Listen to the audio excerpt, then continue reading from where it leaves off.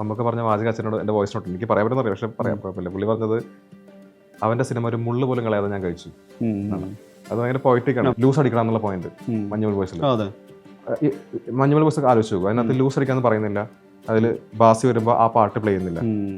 ഈ രണ്ട് സാധനം കട്ട് ചെയ്താൽ കളക്ഷൻ 150 ഒതുങ്ങി. ഞാനിപ്പോൾ പലരും വായിച്ചത് പ്രെഡിക്റ്റബിൾ സിനിമയാണ്, പക്ഷെ എനിക്ക് പറയാൻ പറ്റില്ല. ഇന്റർവ്യൂവിൽ കാണിച്ചിട്ട് ബാക്കി പറയുന്ന ആൾക്ക് പറയാൻ പറ്റില്ല.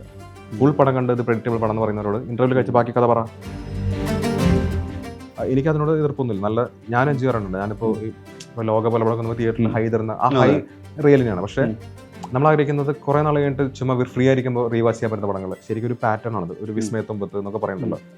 അതിന്റെ മുമ്പ് അറിവ് നിലയുണ്ട്. ബേസിക്കലി ഒരു സ്ട്രഗ്ലിംഗ് അല്ലെങ്കിൽ ഒരു confused hero with a ghost. സർവ്വമായുടെ ശരിക്കും പറഞ്ഞാൽ അതിന്റെ ക്ലൈമാക്സ് ഒരു റിയൽ ഇൻസിഡന്റ് ആണ്.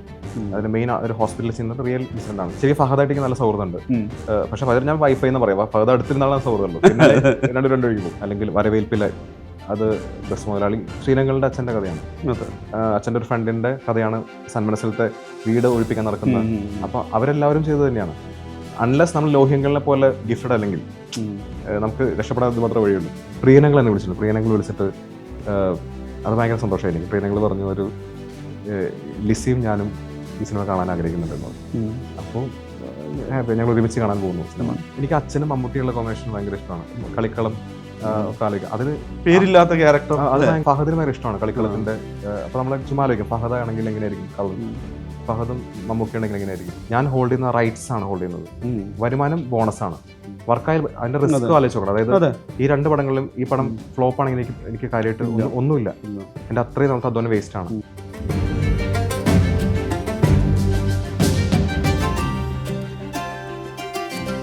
അഖിൽ സത്യനാണ് ക്യൂ സ്റ്റുഡിയോയിൽ. അഖിൽ, ആദ്യം കൺഗ്രാറ്റ്സ്. Thank you. നമ്മൾ 2 തവണ സംസാരിക്കുന്നതും 2 പടങ്ങൾ റിലീസ് ചെയ്തതിന് ശേഷമാണ്.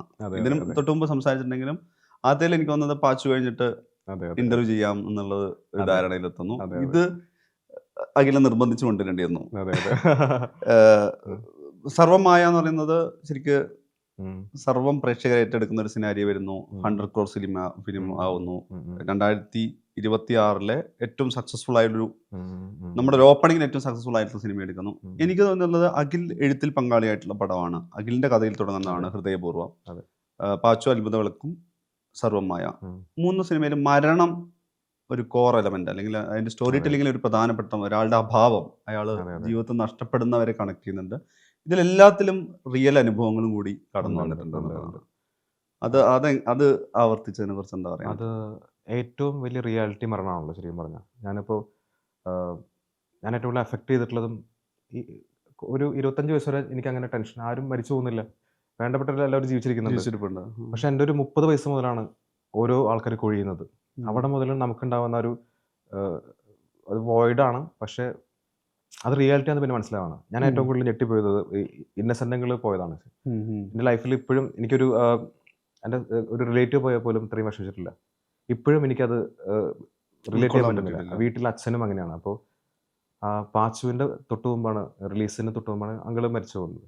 ഇതിൻ്റെ റിലീസ് മുമ്പ് ശ്രീനിയങ്ങളാണ് പോകുന്നത്. അപ്പോൾ ഇതൊക്കെ എനിക്ക് അഷുറൻസ് ആണ്, ഇതാണ് റിയാലിറ്റി എന്നുള്ള സാധനമുണ്ടല്ലോ. പക്ഷെ അതിനെ നമ്മൾ ഓവർകം ചെയ്യുന്ന എങ്ങനെയാണെന്ന് ചിന്തിക്കാറുണ്ട്. അപ്പോൾ എനിക്ക് ചിരിച്ചുകൊണ്ട് ഇത് ഡീൽ ചെയ്യുന്നവരെ ഭയങ്കര ഇഷ്ടമാണ്. അത് അവർ നമ്മളൊന്ന് പാസിഫൈ ചെയ്യും. ഇപ്പോൾ പാച്ചുവിൻ്റെ ഹംസധ്വനിയുടെ ബ്രദറിനെ പറ്റി പറഞ്ഞു. അപ്പോൾ അതുണ്ടായത് റിയൽ ആയിട്ടുള്ള ഇൻസിഡൻ്റ് ആണ്. അച്ഛനോട് ഒരാൾ കാഷ്വലായിട്ട് പറഞ്ഞു അയാളുടെ മകൻ മിസ്സായി. അച്ഛൻ മിസ്സായി, പക്ഷേ അവൻ കടലിൽ പോയി തിരിച്ചു വന്നില്ല. പുള്ളി ചിരിച്ചിട്ടാണ് പറയുന്നത്. അതിൻ്റെ പവർ എന്നുള്ളത് അതിഭീകരമാണ്, ഒരാൾ കരഞ്ഞ് പറയുന്നേക്കാളും. അപ്പോൾ ലളിതമായിട്ട് മരണത്തെ ഡീൽ ചെയ്യുന്ന അത് അവസ്ഥ എനിക്കിഷ്ടമാണ്. സിനിമയിൽ അത് എപ്പോഴും ഞാൻ ഒരു സിനിമയിൽ പാട്ട് പോലെ, ഒരു ഫൈറ്റ് പോലെ എപ്പോഴും വർക്കാവുന്ന രീതിയാണ്. അതിൻ്റെ ഗുണം എന്ന് പറയുന്നത് അതുവരെയുള്ള ക്യാരക്ടർ അല്ല. പിന്നെ ഇപ്പോൾ ഹംസധ്വനി ആയാലും ആ സീൻ കഴിഞ്ഞാൽ ഹംസധ്വനി വേറെയാണ്. പ്രേക്ഷകരുടെ ഒരു ആഴത്തിലേക്കുള്ള ഡെപ്ത് പോകുന്ന പോലെയാണ് ശരിക്കും. ഒരു ആക്സസ് എക്സ്ട്രാ ഒരു 3D ആയി പോയി. 2D ഉള്ള ഇമേജ് 3D ആവുന്ന പോലെയാണ്. അതുപോലെ നിവിന്റെ ക്യാരക്ടറും ഇതിനെക്കുറിച്ച് അത് അഡ്രസ്സ് ചെയ്യുമ്പോൾ അയാളുടെ നമ്മൾ കാണാത്ത ഒരു, അതാണ് സിനിമയുടെ മാജിക്. നമ്മളൊരു കാണാത്തൊരു ആംഗിളിൽ ആൾക്കാർ അകത്ത് കയറി കിട്ടിയാൽ പിന്നെ അവർ സ്ക്രീനിലായി.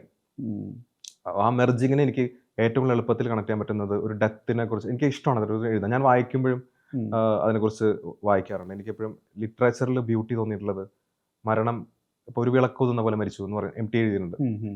അത് ഭയങ്കര ബ്യൂട്ടി അല്ലേ, ഒരു വിളക്ക് കിടുന്ന പോലെയാണ് ഒരാൾ മരിച്ചു പോകുന്നത്. അപ്പൊ വിഷ്വൽ അല്ലേ, ഒരു അപ്പൊ പോയട്രി ഉണ്ട്, അതേസമയം തന്നെ ഭയങ്കര ഏറ്റവും നല്ല philosophical ആണ്. ലിറ്ററേച്ചർ, അതെ, ലിറ്ററേച്ചർ കൊണ്ടുവരാൻ പറ്റുന്ന, അത് കണക്ട് ചെയ്യാൻ പറ്റുന്ന. അപ്പോൾ ഒരു ഗുണം എന്ന് പറയുന്നത് ആൾക്കാരായിട്ട് പെട്ടെന്ന് ഫീൽ ചെയ്യിക്കാൻ പറ്റും. ഞാൻ ഫ്ലീബാഗ് എന്നുള്ള വെബ് സീരീസ് ഉണ്ട്, ഫേമസ് ആയിട്ടുള്ള വെബ് സീരീസ്. അതൊരു ഹ്യൂമർ ആണ്. അതിലാണ് ഇപ്പോൾ ക്യാമറ നോക്കി മുഖത്തിനുള്ളിലൊക്കെ യൂസ് ചെയ്തിട്ടുള്ള പാറ്റേൺ അതാണ്. പുള്ളിക്കാരി ഫേമസ് ആയിട്ടുള്ള റൈറ്റർ, ആക്ടറാണ്. അപ്പോൾ ഞാൻ നോക്കുന്നത് എല്ലാ ഹ്യൂമറസ് ആയിട്ടുള്ള ഷോസിലും, ഇപ്പോൾ ടെഡ് ലാസോ എന്നൊരു ഷോ ഉണ്ട്, അതിനകത്തും നമ്മൾ ചിരിപ്പിച്ച് ഹാപ്പി ആയിട്ട് പോകുമ്പോൾ ഒരു പോയിന്റിൽ നമ്മുടെ ഉള്ളിൽ കുലുക്കുന്ന ഏരിയയിൽ മേ ബി ഒരു മോണോലോഗ് ആയിരിക്കും, ഒരാളെ പറ്റി പറയുന്നതായിരിക്കും. അത് കാഷ്വലായിട്ട് ചിരിച്ചു പറഞ്ഞാലും നമുക്കത് ഫീൽ ചെയ്യും. ഞാൻ അതിന്റെ ഫാനാണ്, ആ പാറ്റേണിന്റെ ഫാനാണ്, അനൂപ് ഫാനാണ്. അതാണ് വർണ്ണാവശ്യമുണ്ടല്ലോ അത് കണക്ട് ചെയ്യുന്നത്. ഇത് തുടങ്ങിയിട്ടുള്ളത് ശരിക്കും എനിക്ക് മനസ്സിനക്കരയിൽ ഇന്നസെന്റങ്ങൾ പറയുന്ന ഡയലോഗ് ഉണ്ട് റിജിയെ പറ്റി. ഒരു പാട്ട് തൊട്ട് മുമ്പ് അമ്മ പോയപ്പോ ആ സീൻ ഭയങ്കര ഹോണ്ടിങ് ആണ്. അത് രാജസ്ഥാന്റെ BGM വന്നുകൂടി കഴിഞ്ഞാൽ ഭയങ്കര, എനിക്കത് പിന്നെ ഇദ്ദേഹത്തിന്റെ മരണശേഷം അതുപോലെയാണ് രജബ മുതൽ എഴുതിയിട്ടുള്ള അശ്വിന്റെ അമ്മയില് ഇജോ എന്നുള്ള ക്യാരക്ടർ, നരേന്റെ ക്യാരക്ടർ സെമിത്തേരിയിൽ വെച്ച് പരിചയപ്പെടുന്നുണ്ട്. അതിലെനിക്ക് ഏറ്റവും ബ്യൂട്ടി ആയിട്ട് തോന്നിയത് കല്ലറ കാണിച്ചിട്ട് അതെന്റെ സിസ്റ്റർ, അത് ബ്രദർ, മണ്ണ് കാണിച്ച് പറയാണ് അത് സിസ്റ്റർ, അത് ബ്രദർ എന്ന് പറയുമ്പോൾ ഉർവശിയുടെ ഫേസാണ് കാണിക്കുന്നത്. അതെല്ലാം അത് ഫിലിം മേക്കറുടെ സപ്പോർട്ട് കൂടി ഉണ്ടായിരുന്നു. അപ്പൊ ഇതൊക്കെ തരുന്ന ഇമ്പാക്ട് പറയുമ്പോൾ വിഷ്വലി വളരെ സിമ്പിൾ സാധനമാണ്, പക്ഷെ എനിക്കൊരു വലിയൊരു ഭാരം തോന്നുന്ന, ആ ഭാരം നമുക്ക് കൊടുക്കണം ഓഡിയൻസിന്. എന്നാലും അവർക്ക് സിനിമയ്ക്കകത്ത് ഒന്നുമില്ല എന്ന് പറയുന്നവർക്ക് കൊടുക്കാൻ പറ്റുന്ന ഒരു സിമ്പിൾ ടെക്നിക്ക് ഇതാണ്. ഗുണം കിട്ടുന്നത് ഞാൻ ഇമോഷണലി മൂഡാവും. ഇനിയിപ്പോൾ ഹംസദിനി സീൻ എഴുതി കഴിഞ്ഞപ്പോൾ ഞാൻ നടക്കാൻ പോയി ചെന്നൈയിൽ കുറെ അങ്ങോട്ടും ഇങ്ങോട്ടും. പക്ഷെ ഞാൻ ഹാപ്പിയാണ്, പക്ഷെ ഞാൻ അകത്ത് ഭയങ്കര വെയിറ്റ് ഉണ്ടായിരുന്നു. അതുപോലെയാണ് ഇതിൽ നിവിന്റെ ഒരു സീൻ എഴുതിയപ്പോൾ എനിക്ക് personally I felt bad for the character.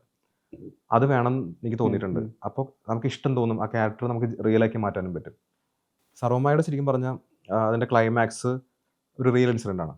അതിന്റെ മെയിൻ ഒരു ഹോസ്പിറ്റലിൽ ചെയ്യുന്ന റിയൽ ഇൻസിഡന്റ് ആണ്. ലൈഫിൽ നമ്മൾ ഏറ്റവും കൂടുതൽ ഷോക്ക് ആയിട്ടുള്ള ഇൻസിഡന്റ് എനിക്ക് പേഴ്സണലി നമ്മുടെ ഒരു ബന്ധുവിനുണ്ടായിട്ടുള്ള കാര്യമാണ്. അപ്പോൾ അതുകൊണ്ട് എനിക്ക് അതിന്റെ ക്ലൈമാക്സ് എനിക്ക് ഒരു ഡൗട്ടും ഇല്ല. കാരണം എനിക്ക് അത്രയും, ഞാൻ എപ്പോൾ പറഞ്ഞാലും എൻ്റെ കണ്ണ് നനയുന്ന ഒരു ഏരിയ ആണ്. അപ്പോൾ അത് ഞാനിപ്പോൾ പലരും വായിച്ചു ഇത് പ്രെഡിക്റ്റബിൾ സിനിമയാണ്, പക്ഷെ എനിക്ക് പറയാൻ പറ്റില്ല. ഇന്റർവ്യൂവിൽ കാണിച്ചിട്ട് ബാക്കി പറയുന്ന ആൾക്ക് പറയാൻ പറ്റില്ല.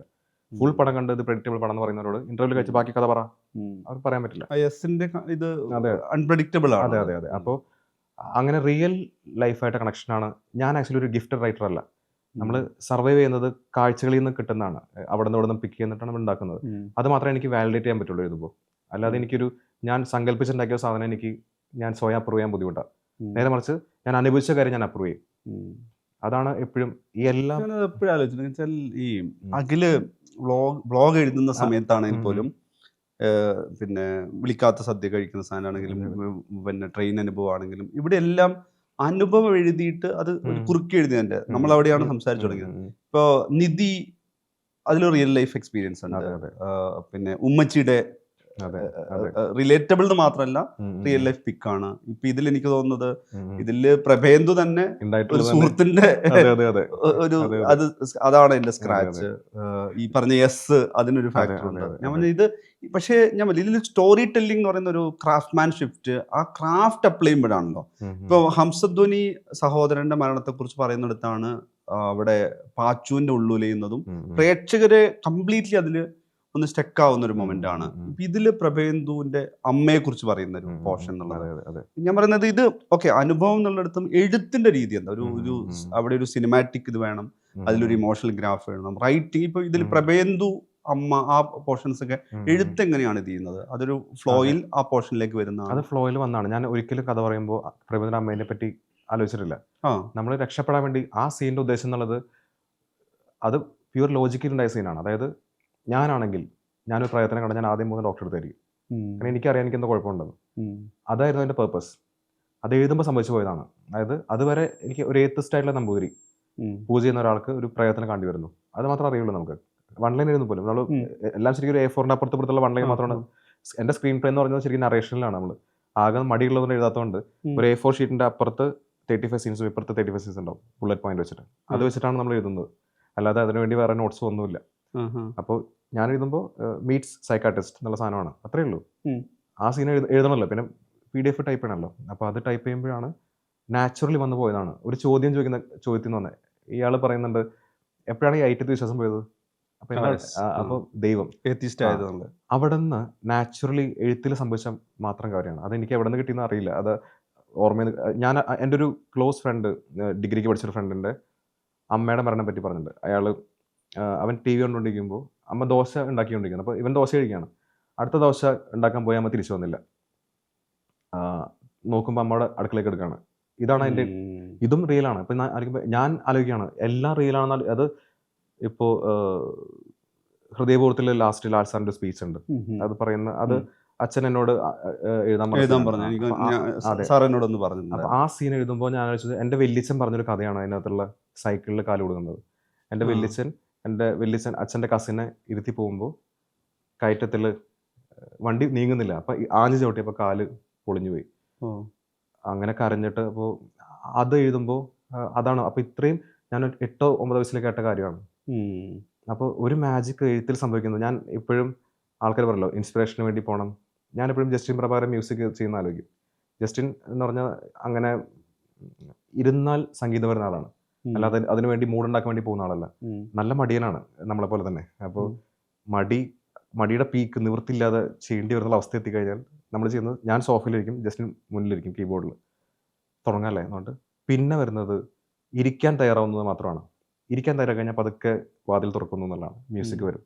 അതുപോലെ എഴുത്തും നമ്മൾ ഇരിക്കാൻ തയ്യാറായി കഴിഞ്ഞാൽ ബ്രെയിനിൽ നിന്ന് എല്ലാ സെല്ലിൽ നിന്നും പഴയ ഓർമ്മകൾ ഹെൽപ്പ് ചെയ്യാനുള്ളത് തുടങ്ങും. എനിക്ക് ആക്ച്വലി പ്രേതം മരിക്കണമല്ലോ, പ്രേതം മരിക്കാൻ കാരണം വേണം. എങ്ങനെയും മരിക്കാം, ആക്സിഡന്റ് ആവാം. നമ്മളിപ്പോൾ രാജാറാണിയിലൊക്കെ ഉണ്ട് തട്ടിപ്പോകുന്നത്, അങ്ങനെ ഷോക്ക് ഏൽപ്പിച്ചിട്ടൊക്കെ ചെയ്യാം. അപ്പോൾ ഞാൻ നോക്കുമ്പോൾ എനിക്ക് സംഭവിച്ചുള്ള കാര്യമാണ് ഇതിൽ ഡെത്ത് അവളുടെ. അതും റിയലാണ്. മാരുതി 800 ഞാനും അനുവും പോകുമ്പോൾ അനുവ് ഓടിക്കുന്നു. ഒരു സിംല എന്നുള്ള കാഞ്ഞ തിയേറ്ററിൽ നമ്മൾ വണ്ടി നിർത്തിയിട്ട് ഞാൻ പെട്ടെന്ന് ടിക്കറ്റ് എടുക്കാൻ വേണ്ടി ഞാൻ ചെയ്ത കാര്യമാണ്, അശ്രദ്ധയോടെ ചെയ്ത കാര്യമാണ്. അന്ന് ടപ്പടപ്പാന്ന് ഡോറ് പൊളിഞ്ഞു പോയി.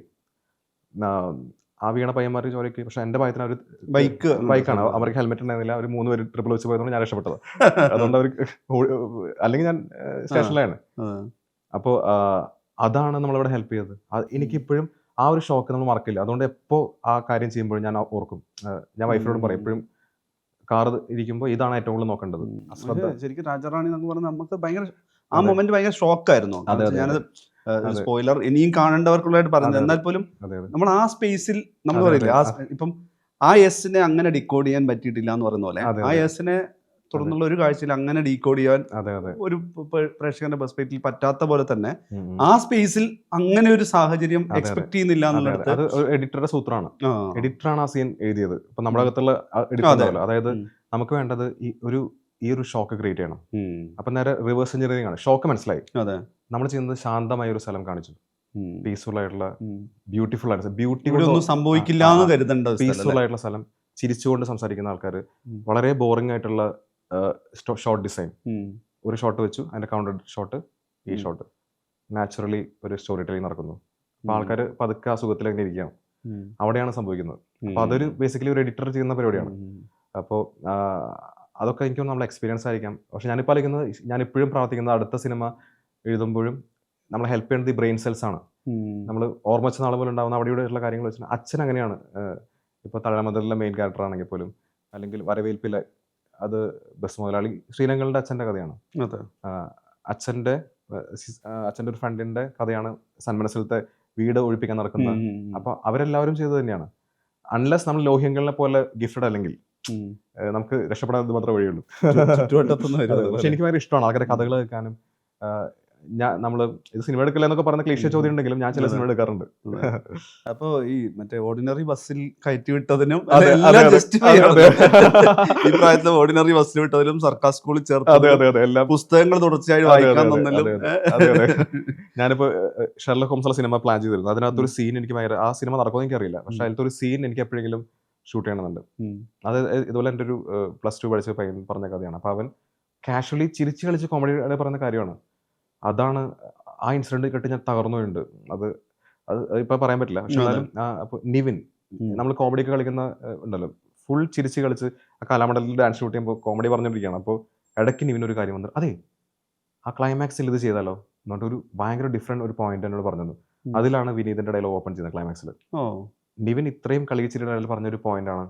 അപ്പോൾ ഞാനിതിൽ പറഞ്ഞ നിവിനെ ഇതിൽ കോ ആക്ടർ അല്ല, കോ കൊളാബറേറ്റർ ആണ് ശരിക്കും പറഞ്ഞത്. നിവിൻ ഇതിനകത്ത് കോദർ പോലെ അല്ലേ? പുള്ളി അഭിനയിക്കാത്ത സീനിൽ പോലും പുള്ളി ഡോമിനേറ്റ് ചെയ്ത് മറ്റേ നമ്മളെ സജസ്റ്റ് ചെയ്തിട്ടുള്ളത്. അപ്പൊ അത് ഒരു ആക്ടർ ഇൻവോൾവ് ആകുമ്പോൾ ഉണ്ടാവുന്ന ഗുണങ്ങളാണ്.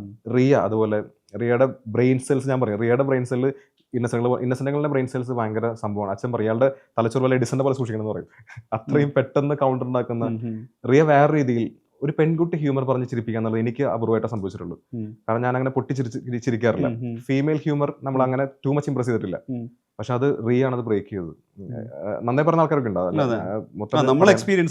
ഞാൻ പേഴ്സണലി കണ്ടില്ല. പക്ഷെ റിയ ആ പ്രായത്തിലൊരു കുട്ടി നമ്മളെ പൊട്ടിച്ചിരിപ്പിക്കുന്ന ടക് ടക്ക് ഹ്യൂമർ അടിക്കുന്ന കുട്ടിയാണ്. അപ്പോൾ റിയ വന്നതാണ് ശരിക്കും ഡെയിലുവിന്റെ ആ ഒരു, ഞാൻ ശരിക്കും വലിയ പണിയെടുത്തിട്ടില്ല. കറക്റ്റ് ഒരാളെ കണ്ടുപിടിച്ച് പിന്നെ കറക്ഷൻ പോലും, കാരണം റിയയുടെ മീറ്റർ നമുക്ക് വിത്തിൻ 1 വീക്ക് റിയക്ക് സെറ്റ് ചെയ്ത് കൊടുത്തു. ഇതിന് മേലെ പോകാൻ പാടില്ല, ഇതാണ് മീറ്റർ. പിന്നെ അത് ഒരു ഓട്ടോ അപ്ഡേറ്റ് പോലെയാണ്, റിയ തന്നെ അത് ചെയ്തോളും. അപ്പോൾ ഇപ്പോഴും അതും ഈ പറഞ്ഞ പോലെ അതും ശരിക്കും റിയൽ ലൈഫ് റിയ തന്നെയാണ് നമ്മൾ സ്ക്രീനിലാണ് ഡെയിലി. അപ്പോൾ റിയാലിറ്റി തന്നെയാണ് നമ്മുടെ ഫ്യൂവൽ. ജീവിതത്തിൽ നിന്ന് കിട്ടുന്ന മാത്രമാണ് നമുക്ക് ഇനി സർവൈവലുള്ളൂ. നമ്മളിപ്പോൾ സംസാരിക്കുമ്പോൾ 100 കോടി കഴിഞ്ഞ് ഈ പറയുന്ന, നമ്മളിപ്പോഴും പറയും ഡൊമസ്റ്റിക് എന്ന് പറയുന്ന കേരളത്തിലെ മാർക്കറ്റിൽ ഒരു സിനിമ ഉണ്ടാക്കുന്ന സക്സസ്, GCC എന്ന് പറയുന്ന ഗൾഫ് ദുബായ് അടക്കമുള്ള നമ്മുടെ സെന്റേഴ്സിൽ ഉണ്ടാകുന്ന സക്സസ്, അതിനപ്പുറത്ത് ഈ പറയുന്ന യൂറോപ്പും അമേരിക്ക അടങ്ങുന്ന സെന്റേഴ്സിൽ പോലും കളക്ഷനിൽ ഒരു പുതിയ റെക്കോർഡ് കൊണ്ടുവരാൻ പോകുന്ന രീതിയിലാണ് സർവ്വമായി പോകുന്നത്. അപ്പം നമ്മൾ പറയുകയാണെങ്കിൽ ഒരു എൻറ്റയർ മലയാളി ഡയസ്പോരെ ഏറ്റെടുത്തിരിക്കുന്ന സിനിമയാണ്. അവിടെ എല്ലാ ഏജ് ഗ്രൂപ്പും, എനിക്ക് ചോദിക്കാനുള്ളത്, ഇപ്പം സത്യനന്ദിക്കാട്, പ്രിയദർശൻ, സിബി മലയിൽ, കമൽ എന്നൊക്കെ, ഫാസിൽ എന്നൊക്കെ പറയുന്ന നമ്മളുടെ മാസ്റ്റേഴ്സിന്റെ സിനിമ കണ്ടൊരു പ്രേക്ഷകർക്ക് ആ ഏജ് ഗ്രൂപ്പിലുള്ളവരെ ഹാപ്പി ആവാൻ പറ്റുന്നു.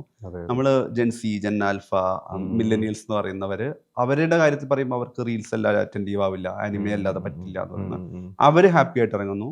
ഇപ്പൊ ചോദിക്കുന്ന ഈ സിനിമയുടെ സെലിബ്രേഷൻ നോക്കിക്കഴിഞ്ഞാൽ, ഇപ്പൊ ഫേസ്ബുക്ക് കുറച്ചുകൂടി മുതിർന്നവരുടെ പ്ലാറ്റ്ഫോം ആണെങ്കിൽ, ഇൻസ്റ്റഗ്രാമിൽ അതിന്റെ സെലിബ്രേഷൻ അവസാനിക്കുന്നേ ഇല്ല. ഇപ്പൊ എല്ലാ ഏജ് ഗ്രൂപ്പിലും കണക്റ്റഡ് ആവുന്നു. അല്ലെങ്കിൽ നേരത്തെ നമ്മൾ കുടുംബ പ്രേക്ഷകർ ഏറ്റെടുത്താലാണ് സിനിമയുടെ സക്സസ് എന്ന് പറയുന്നിടത്ത് ഒരു ഫീൽ ഗുഡ് എന്ന് പറയുന്നതിനേക്കാൾ ഒരു ഇമോഷണൽ ഡ്രാമ, ഒരു ഇമോഷണൽ എൻഡിങ് ഉള്ള ഒരു സിനിമയെ ഇത്രയും സക്സസ്ഫുൾ ആക്കുന്നു, ഒരു 100 crore സക്സസിലേക്ക് എത്തിക്കുന്നു. നമ്മൾ ഇപ്പൊ തുടരുന്ന ഒരു ട്രെൻഡിന് നേരെ വിരുദ്ധമായിട്ടാണ് കാര്യങ്ങൾ പോകുന്നത്. എന്താ ശരിക്കും ഇതൊരു ഫോർമുലയാണല്ലോ, ഇനി ആവർത്തിക്കാൻ പോകുന്ന ഒരു ഫോർമുല കൂടിയാണല്ലോ. എന്താണ് അഖിലിന്റെ ഒരു ടേക്ക്, എന്താ സംഭവിച്ചേക്കുന്നത്? നമ്മൾ ഈ 90s ഫിലിം ഗ്രാമറാണ് യൂസ് ചെയ്തിട്ടുള്ളത്. 90കളിൽ നമ്മൾ കണ്ടു വളർന്ന സിനിമാറ്റിക് ഗ്രാമർ റീയൂസ് ചെയ്താണ് സർവമായ. അതിനകത്ത് നമ്മുടെ ഇൻസ്റ്റാഗ്രാം കൺസ്യൂമർ, ഇൻസ്റ്റാഗ്രാമാണ് രക്ഷിച്ചത്. നമ്മൾ ഇൻസ്റ്റാഗ്രാം യൂസ് ചെയ്യുന്നതുകൊണ്ടാണ് അത് അപ്ഡേറ്റ് ചെയ്യാൻ പറ്റിയത്. ആ 90s ക്ലാസിക് ഫോമുലുണ്ട്, അതെന്നും വർക്കാവുന്ന ഫോമുലയാണ് എല്ലാ കാലത്തും. ഇപ്പോൾ എനിക്ക് ഓർമ്മയുണ്ട്, ഇപ്പോൾ നമ്മളൊരു ശ്യാം പുഷ്കരൻ, ദിലീഷ് പോത്തൻ ഫേസ് ഭയങ്കര എൻജോയ് ചെയ്തിട്ട് പെട്ടെന്ന് നമ്മൾ കൊമേഴ്സിലേക്ക് പോയി, ബാക്ക് ടു പുലിമുരുകൻ, പീക്ക് പോയിട്ട് പിന്നെ കുറച്ച് ഈ theatrical loud, post Covid thriller, musical elevate, ഒരു കോൺസേർട്ട് പോലെ തിയേറ്ററിനെ കാണണം. അതെ, അതായത് പോസ്റ്റ് കോവിഡ് തിയേറ്ററിൽ കണ്ട സിനിമ, OTT കണ്ട സിനിമ, 2 വിഭാഗം ഉണ്ടായി. അപ്പോൾ നമ്മൾ അതിനെ നമുക്ക് തിയേറ്ററിൽ കാണിച്ചാൽ മാത്രം വേറെ, കാരണം OTT എല്ലാം പോയി. 2024 മുതൽ OTT ടോട്ടലി ഡൗൺ ആയി, ഇല്ല എന്ന് തന്നെ പറയാം. ശരിക്കും പറഞ്ഞാൽ അപൂർവം പടങ്ങൾ മാത്രമേ വിറ്റ് പോകുന്നുള്ളൂ, ബാക്കി 0 തന്നെയാണ്. പക്ഷെ ഗുണം സംഭവിച്ചത് തിയേറ്ററിക്കലി വ്യാപ്തി കൂടി. അതിന് നന്ദി പറയേണ്ടത് ഈ പറഞ്ഞ ഹൈ പടങ്ങൾ തന്നെയാണ്. അപ്പോൾ അതായത് പണ്ട് ഇന്ത്യക്ക് പുറത്ത് മാർക്കറ്റിന് അറിയ പോലും ഇല്ല. ഒരാൾക്ക് ഇത്രയും പൈസക്ക് കൊടുത്തു, അയാൾ എന്തൊക്കെ ചെയ്യും നമുക്ക് അറിയുന്നില്ല. ഇപ്പൊ നമുക്ക് ട്രാക്കേഴ്സ് വന്നു ട്വിറ്ററിൽ. അപ്പൊ അപ്പോഴാണ് അറിയുന്നത് GCC, നോൺ GCC 2 പാറ്റേൺ കിട്ടി. UAE അടങ്ങുന്ന ഏരിയ GCC, പുറത്ത് യൂറോപ്പ്, ഓസ്ട്രേലിയ. അപ്പോൾ അതൊരു പുതിയ അറിവായിരുന്നു. ആക്ച്വലി എനിക്കത് അറിയണില്ല, അത് ഔട്ട് ഓഫ് ഇന്ത്യ എന്ന് മാത്രമേ അറിയുള്ളൂ. ഈ പടത്തിൽ നമ്മളത് ബേസിക് ഒന്ന് അറിയാൻ ശ്രമിച്ചു, അത് ഭയങ്കര ഗുണമുണ്ടായി. കാരണം അത് അപ്പോഴാണ് മനസ്സിലാവുന്നത് വലിയൊരു കളക്ഷൻ വരുന്നത് പുറത്തുനിന്നാണെന്ന് മനസ്സിലായി. അപ്പം ഞാൻ ചെയ്തത് ആദ്യം തുടരും ചെയ്തുള്ള രഞ്ജിതനെ വിളിച്ചു, അതുപോലെ ആന്റണി പെരുമാനെ വിളിച്ചു, അതുപോലെ നമുക്ക് ബേസിക് അറിയുന്ന ആൾ വിളിച്ചിട്ട് എന്താണ് നിങ്ങൾ ചെയ്തതെന്ന് ചോദിച്ചു. അപ്പോൾ അവരുടെ ഇൻപുട്ട് അവർ പറഞ്ഞു തന്നു. പിന്നെ നമ്മൾ ചെയ്യുന്നത് ലിസ്റ്റ് ചെയ്യാണ്, ആർക്കാണ് ഇത് ഏറ്റവും നന്നായി ചെയ്യാൻ അറിയുന്നത്. അപ്പോൾ നമുക്ക് ഹോം സ്ക്രീൻ എന്നുള്ള EP ഒരു ഫാസ്റ്റ് ഫിലിംസ്, അപ്പോൾ അപ്പോഴാണ് മനസ്സിലാവുന്നത് അവരും പുറത്തുള്ള സെക്ഷൻ വേറെയാണ്. അപ്പോൾ അത് ചെയ്യുന്ന ആരാണ്, യൂറോപ്പിൽ ചെയ്യുന്ന ആരാണ്. അപ്പോഴാണ് അപ്പോൾ നമ്മൾ വിളിക്കുകയാണ് ആൾക്കാർ, ഞങ്ങൾക്ക് ചെയ്യാൻ താല്പര്യമുണ്ട്. അവിടെ നിന്ന് കാണുന്നത് ഒരു മാപ്പ് ക്രിയേറ്റ് ചെയ്യണം നമ്മുടെ മുന്നിൽ. ഈ സിനിമ, ഈ ലാപ്ടോപ്പിലുള്ള സിനിമ പോകാൻ പോകുന്നത് ഇങ്ങോട്ടാണ്, ഓസ്ട്രേലിയ, കാനഡ, നോർത്ത് അമേരിക്ക. അപ്പൊ തന്നെ എനിക്കെന്തോ ഈ സിനിമ ശരിക്കും ശരിക്കും വളരെ ആവറേജ് ആണ് തിയേറ്ററിൽ. അകത്തേക്ക് വിഷമമുള്ള കാര്യം, കാരണം ആ സമയത്ത് മോസ്റ്റ് സ്പെൻഡ് സിനിമയായിരുന്നു. ഫീൽ ഗുഡ് ആണെങ്കിൽ പോലും ഗോവയും ബോംബെയും ട്രെയിനൊക്കെ ആയിട്ട്. അപ്പോൾ പക്ഷെ ഭാഗ്യത്തിന് നമുക്കത് ബ്രേക്ക് ഈവൺ ആയി, പ്രോഫിറ്റ് ആയി. പക്ഷെ എന്നാലും തിയേറ്ററിൽ ആൾക്കാർ ഇത് കണ്ടില്ലല്ലോ. എനിക്ക് OTT ആൾക്കാർ റീലേക്കുമ്പോൾ ദേഷ്യമാണ് ഇടക്ക്.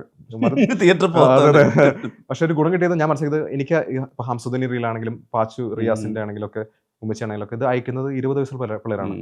അവന്മാരാണ് ഇപ്പൊ നമ്മളെ രക്ഷിച്ചത്. അപ്പൊ അവർക്ക് വേണ്ടത് അപ്പൊ പാച്ചുവിന്റെ ഒരു OTT ഹെൽപ്പ് ബൂം സർവമായിക്ക് കളക്ഷൻ ഹെൽപ്പ് ചെയ്യുന്നുണ്ട്. അവരും ഞാനിപ്പോ തിയേറ്റർ ഓണേഴ്സ് പറയാണ്, അതായത് ഒരു പെൺകുട്ടി 2-3 ഫ്രണ്ട്സ് ആയിട്ട് വന്നു സ്കൂട്ടിയിൽ വന്നു കഴിഞ്ഞാൽ അതേ സെയിം പെൺകുട്ടി കാറിൽ അമ്മൂമ്മയും അച്ഛനും അമ്മയായിട്ട് വരുന്നു എന്ന് പറഞ്ഞു. അപ്പോൾ അതായത് അതാണ് നമ്മുടെ, അതായത് ഇത് കാണാൻ കയറിയ പിള്ളേര് വീട്ടിൽ അമ്മൂമ്മയ്ക്ക് ഇഷ്ടമല്ലോ എന്ന് പറഞ്ഞിട്ട് അമ്മൂമ്മനെ കൊണ്ടുവരുന്നു. അത് ഈ പറഞ്ഞൊരു സ്പെക്ട്രം ഓഫ് ഓഡിയൻസിനെ ഇംപ്രസ് ചെയ്യാൻ പറ്റുന്നു. പിന്നെ എൻ്റെ മകന് 5 വയസ്സായി. അപ്പൊ അവനും ഇഷ്ടമാണെന്ന് ആഗ്രഹമുണ്ട് എനിക്ക്, കാരണം ഞാൻ അവൻ്റെ കൂടെ സിനിമ കണ്ടതാണ്. അപ്പോൾ ഒരു അച്ഛന്റെ രീതിയിൽ അവനെ ഇംപ്രസ് ചെയ്യാനുള്ള സൂത്രം വേണം. അതിന് കുഞ്ഞു കുഞ്ഞു സ്ലാപ്സ്റ്റിക് കോമഡികളൊക്കെ ഇതിനകത്ത് കുറെ ലൗഡ് ഹ്യൂമർ. ഞാനങ്ങനെ ലൗഡ് ഹ്യൂമറിന്റെ ആളല്ല, പക്ഷെ 1-2 ലൗഡ് ഹ്യൂമർ വെച്ചിട്ടുണ്ട്. അത് കുട്ടികൾക്ക് വേണ്ടിയുള്ളതാണ്. അതും പക്ഷെ നമ്മൾ അതിനകത്ത് അജുനെ പോലെ ആക്ടർ വരുമ്പോൾ അത് അജു പൊലിപ്പിക്കും. അപ്പോൾ അങ്ങനെ ഒരു വാശിയോടെ തിയേറ്ററിക്കലി ഓടണം എന്നുള്ള ആ വാശി തന്നെയാണ് ഞാനിപ്പോൾ ഇപ്പൊ നോക്കുമ്പോൾ ഭയങ്കര അഹങ്കാരമാണെങ്കിലും ഞാൻ സന്തോഷത്തിലാണ് പറഞ്ഞത്. എന്തെങ്കിലും എനിക്ക് ഇഷ്ടമുള്ള ഷോട്ട് സംഭവിച്ചാൽ ഞാൻ നിവിൻ 100 കോടി വന്ന് റിലീസിന്റെ 2 ദിവസം മുമ്പ് നമ്മൾ സംസാരിക്കുമ്പോഴും ആവറേജ് ഈ പടം തിയേറ്ററിൽ അടിക്കണം എന്നുള്ളത് ആഗ്രഹവും മറ്റേ വാശിയും എല്ലാം കൂടെ. കാരണം തിയേറ്ററിക്കലി ഡിസൈൻ ഇതൊരു OTT സിനിമയല്ല. നമുക്ക് ആൾക്കാർക്ക് ഫീൽ ഗുഡ് സിനിമ എന്നുള്ള ടാഗ് ഭയങ്കര ഭാരമാണ് ശരിക്കും പറഞ്ഞത്. ഇപ്പൊ ആൾക്കാർ ഇത് സീരിയൽ നിങ്ങൾ കണ്ടു നോക്കൂ. റൈറ്റിൽ സീരിയൽ ഇട്ട് കഴിഞ്ഞാൽ സീരിയൽ ഒരു വേറെ ഫോമാറ്റാണ്, സിനിമ വേറെയാണ്. ഫീൽ ഗുഡ് പടം എന്ന് പറഞ്ഞാൽ നമ്മൾ അതിനകത്ത് ഇൻവെസ്റ്റ് ചെയ്യുന്ന എനർജി, പൈസ, ടെക്നീഷ്യന്മാർ. ഞാൻ ഭയങ്കര പ്രൗഡാണ്. ഇപ്പോൾ ഇതിൽ നമുക്ക് പുറത്തുനിന്ന് വർക്ക് ചെയ്തിട്ടുള്ള ആൾക്കാർ, ഇപ്പോൾ പ്രൊഡക്ഷൻ ഡിസൈൻ ആണെങ്കിലും മ്യൂസിക് ആണെങ്കിലും സൗണ്ട് ഡിസൈൻ, സൗണ്ട് ആണെങ്കിലും ഒക്കെ ഞാൻ ഭയങ്കര പ്രൗഡാണ്. അപ്പോൾ നമ്മൾ ചെയ്യുന്നത് പാച്ചുവിൻ്റെ സെയിം ടീമിനെ വെച്ചിട്ട് വേറൊരു technically updated cinema theatrical feel കൊടുക്കാൻ അത് പ്ലാൻ ചെയ്തു. പക്ഷെ കഥ നോർമലാണ്, നാടും. അപ്പോൾ അതിനകത്ത് നമുക്ക് ചെയ്യുമ്പോൾ നമ്പൂതിരി ബാക്ക്ഗ്രൗണ്ട് എന്നുള്ള സാധനം എൻ്റെ ഓർമ്മയിൽ പരിണയത്തിലെ പറ്റാണ് വന്നിട്ടുള്ള അവസാനം.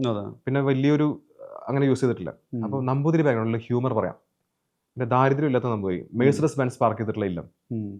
അപ്പൊ അങ്ങനെയൊക്കെയുള്ള തോട്ടുകളാണ് ഇത് ഉണ്ടാവുന്നത്. അപ്പൊ ഇപ്പോഴും ഇല്ലം ഇത് സെറ്റാണ്. ഇല്ലം ആ ഇല്ലത്തിൽ നമ്മൾ യൂസ് ചെയ്യുന്നത് IKEA ഫർണിച്ചർ യൂസ് ചെയ്യും. ഞാൻ പറഞ്ഞിട്ട് അതിനകത്ത് ടിപ്പിക്കൽ നമ്മൾ ഇല്ലെന്ന് പറയുമ്പോൾ തന്നെ ആർട്ടിന്ന് കൊണ്ടുവരും. അതിൽ പകുതി എടുക്കുക, പകുതി വേണ്ടി വരും, ബാക്കി പകുതി എല്ലാം ഹോം സെന്ററിലെ ഫർണിച്ചർ യൂസ് ചെയ്യും, ഇവിടുത്തെ ഫർണിച്ചർ. അപ്പോൾ അതുകൊണ്ട് ഒരു പുതുമ ഫീൽ ചെയ്തു മൊത്തം വിഷ്വലി. ആ ഒരു സ്ട്രക്ചർ അത് വിഷ്വൽ ഡിസൈൻ. അപ്പൊ ശരണിനെ പോലുള്ള ഒരാൾ വരുമ്പോൾ നമുക്ക് പറയാം, എനിക്ക് വാം ലുക്കിൽ ബ്ലൂ ടോൺ ഇഷ്ടമാണ്. കൊറിയൻ ഫിലിംസിലൊക്കെ യൂസ് ചെയ്യാറുണ്ട് ആൾക്കാർ. വാം ആകുമ്പോൾ ഈ ചോപ്പല്ലാതെ പുറകിൽ ബ്ലൂ ഷെയ്ഡ്സ് ഒക്കെ വരും. സർവമേൽ ത്രൂ ഔട്ട് ശരൺ അത് മെയിൻറ്റെയിൻ ചെയ്തു.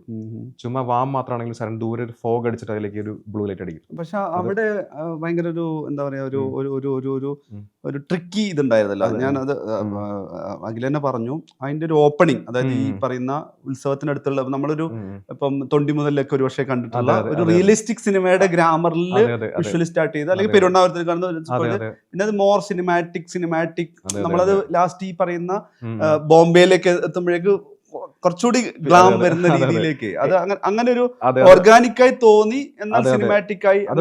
കാരണം തിയേറ്ററിക്കലി സൗണ്ട് ആയാലും വിഷ്വൽ ആയാലും തിയേറ്ററിക്കലി നമുക്ക് ഫീൽ കൊടുക്കും. ഇപ്പൊ ആൾക്കാർ പറഞ്ഞില്ല ഈ പടം കാണാൻ നല്ല സുഖം എന്ന് പറയുന്നുണ്ടെങ്കിൽ അതിന്റെ അർത്ഥം നമ്മൾ തിയേറ്ററിക്കൽ എക്സ്പീരിയൻസ് കൊടുത്തു എന്നുള്ളതാണ്.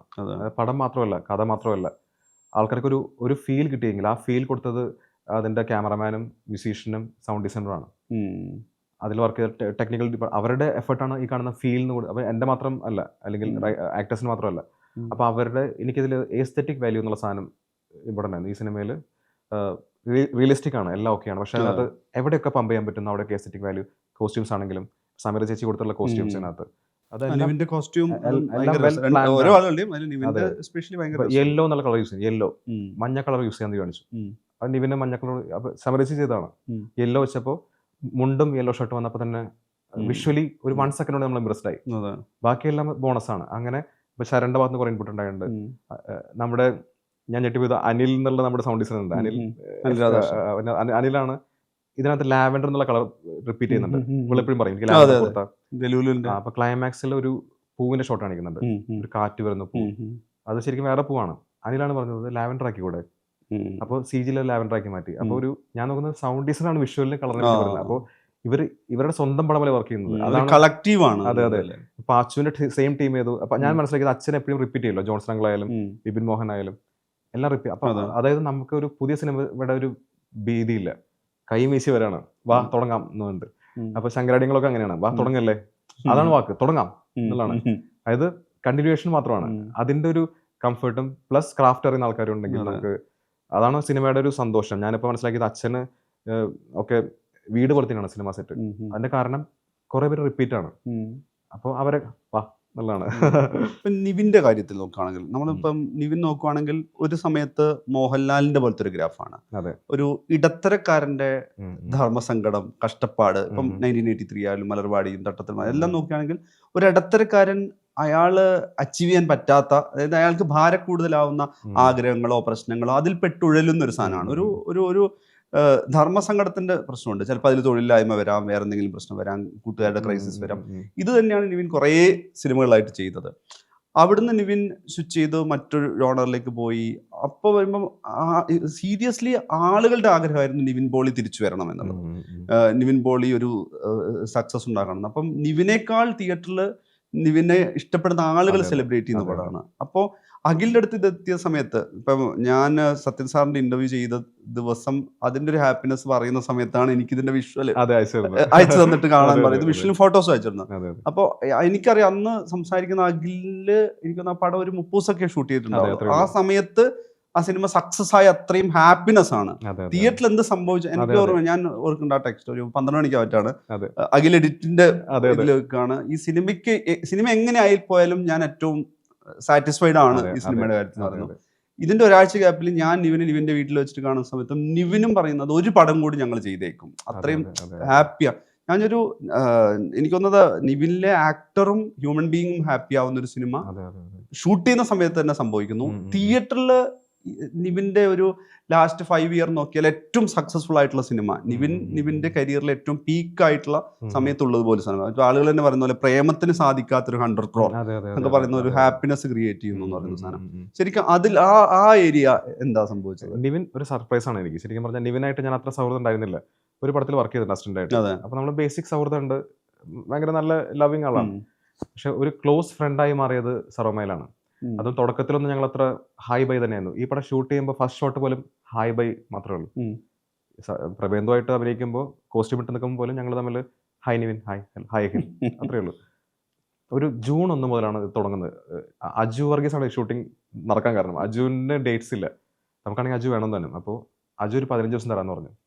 അപ്പം നിവിൻ ആ ദിവസം വരാമെന്ന് പറഞ്ഞു. ഒരു 3 ദിവസം ഒരു പാച്ച് വരെ ഷൂട്ട് ചെയ്ത്, ഒരു എപ്പിസോഡ് ഷൂട്ട് ചെയ്ത്. ഇയാളുടെ ഗിത്താർ ഫസ്റ്റ് പടത്തിൽ 3 സീൻ മാത്രം, ആ 3 സീൻസ് ഷൂട്ട് ചെയ്ത് വെച്ചു. അതവിടെ ഇരിക്കുകയാണ്. പിന്നെ ബേബികൾ ഫിനിഷ് ചെയ്യാൻ പോയി. അത് കഴിഞ്ഞ് ഒരു മാസം ബ്രേക്ക് എടുത്താണ് അജു ആ 15 ഡേയ്സ് മാത്രം ഷൂട്ട് ചെയ്യാം, ബാക്കി നമുക്ക് പിന്നെ എപ്പോഴും ചെയ്യാന്ന് വെച്ചാൽ അജു ആണ് വെടിപൊട്ടിച്ചത്. 1-ാം തീയതി മുതൽ 15 വരെ ഷൂട്ട് ചെയ്തു. അതിലാണ് നമുക്ക് 3rd ഡേ 4th ഡേക്ക് ഞാൻ നിവിനായിട്ട് ഞാനും നിവിനും അറിയാതെ അങ്ങോട്ടും ഇങ്ങോട്ടും ഇമ്പ്രസ് ചെയ്യേണ്ട ആവശ്യമില്ല. അത് മനസ്സിലാവാണ്. സാധനം ഒരാൾ വരുമ്പോൾ, ഒരു ആക്ടർ വരുമ്പോൾ അറിയാതെ നമ്മൾ ഒന്ന് അലേർട്ട് ആവും. ആക്ടർ ഒന്ന് സൂചിപ്പിക്കാനൊക്കെ നോക്കും, നമ്മൾ സ്വീറ്റ് ആവും. ഒരു പോയിന്റ് ആകുമ്പോഴത്തേക്ക് നിവിനെ എനിക്ക് സൂചിപ്പിക്കേണ്ട ആവശ്യമില്ല, ഇങ്ങോട്ടും ഇല്ല. അതാണ് ഫസ്റ്റ് ഐസ് ബ്രേക്ക്. പിന്നെ ഇത് നമ്മുടെ സിനിമയാണ്, അപ്പൊ രണ്ടുപേർക്കും ആവശ്യമുള്ള സാധനമായി മാറി. പിന്നെ നിവിൻ അത്ര ഈസിലി ഇംപ്രസ് ചെയ്യാൻ പറ്റുന്ന ആളല്ല. കാരണം എത്ര സൗഹൃദം ഉണ്ടെങ്കിലും പേപ്പറിൽ ഐറ്റം ഇല്ലെങ്കിൽ നിവിൻ അത് അപ്രൂവ് ചെയ്യില്ല. അത് ഷൂട്ടിങ്ങിന് ആ സമയത്ത് പോലും ഇത് ആവശ്യം എന്തെന്ന് ബോറല്ലേ എന്ന് പറയാൻ മടിയില്ലാത്തതാണ്. നമ്മൾ അലേർട്ട് ആവുമ്പോൾ അപ്പൊ നമ്മളെ പുഷ് ചെയ്യണം അവിടെ.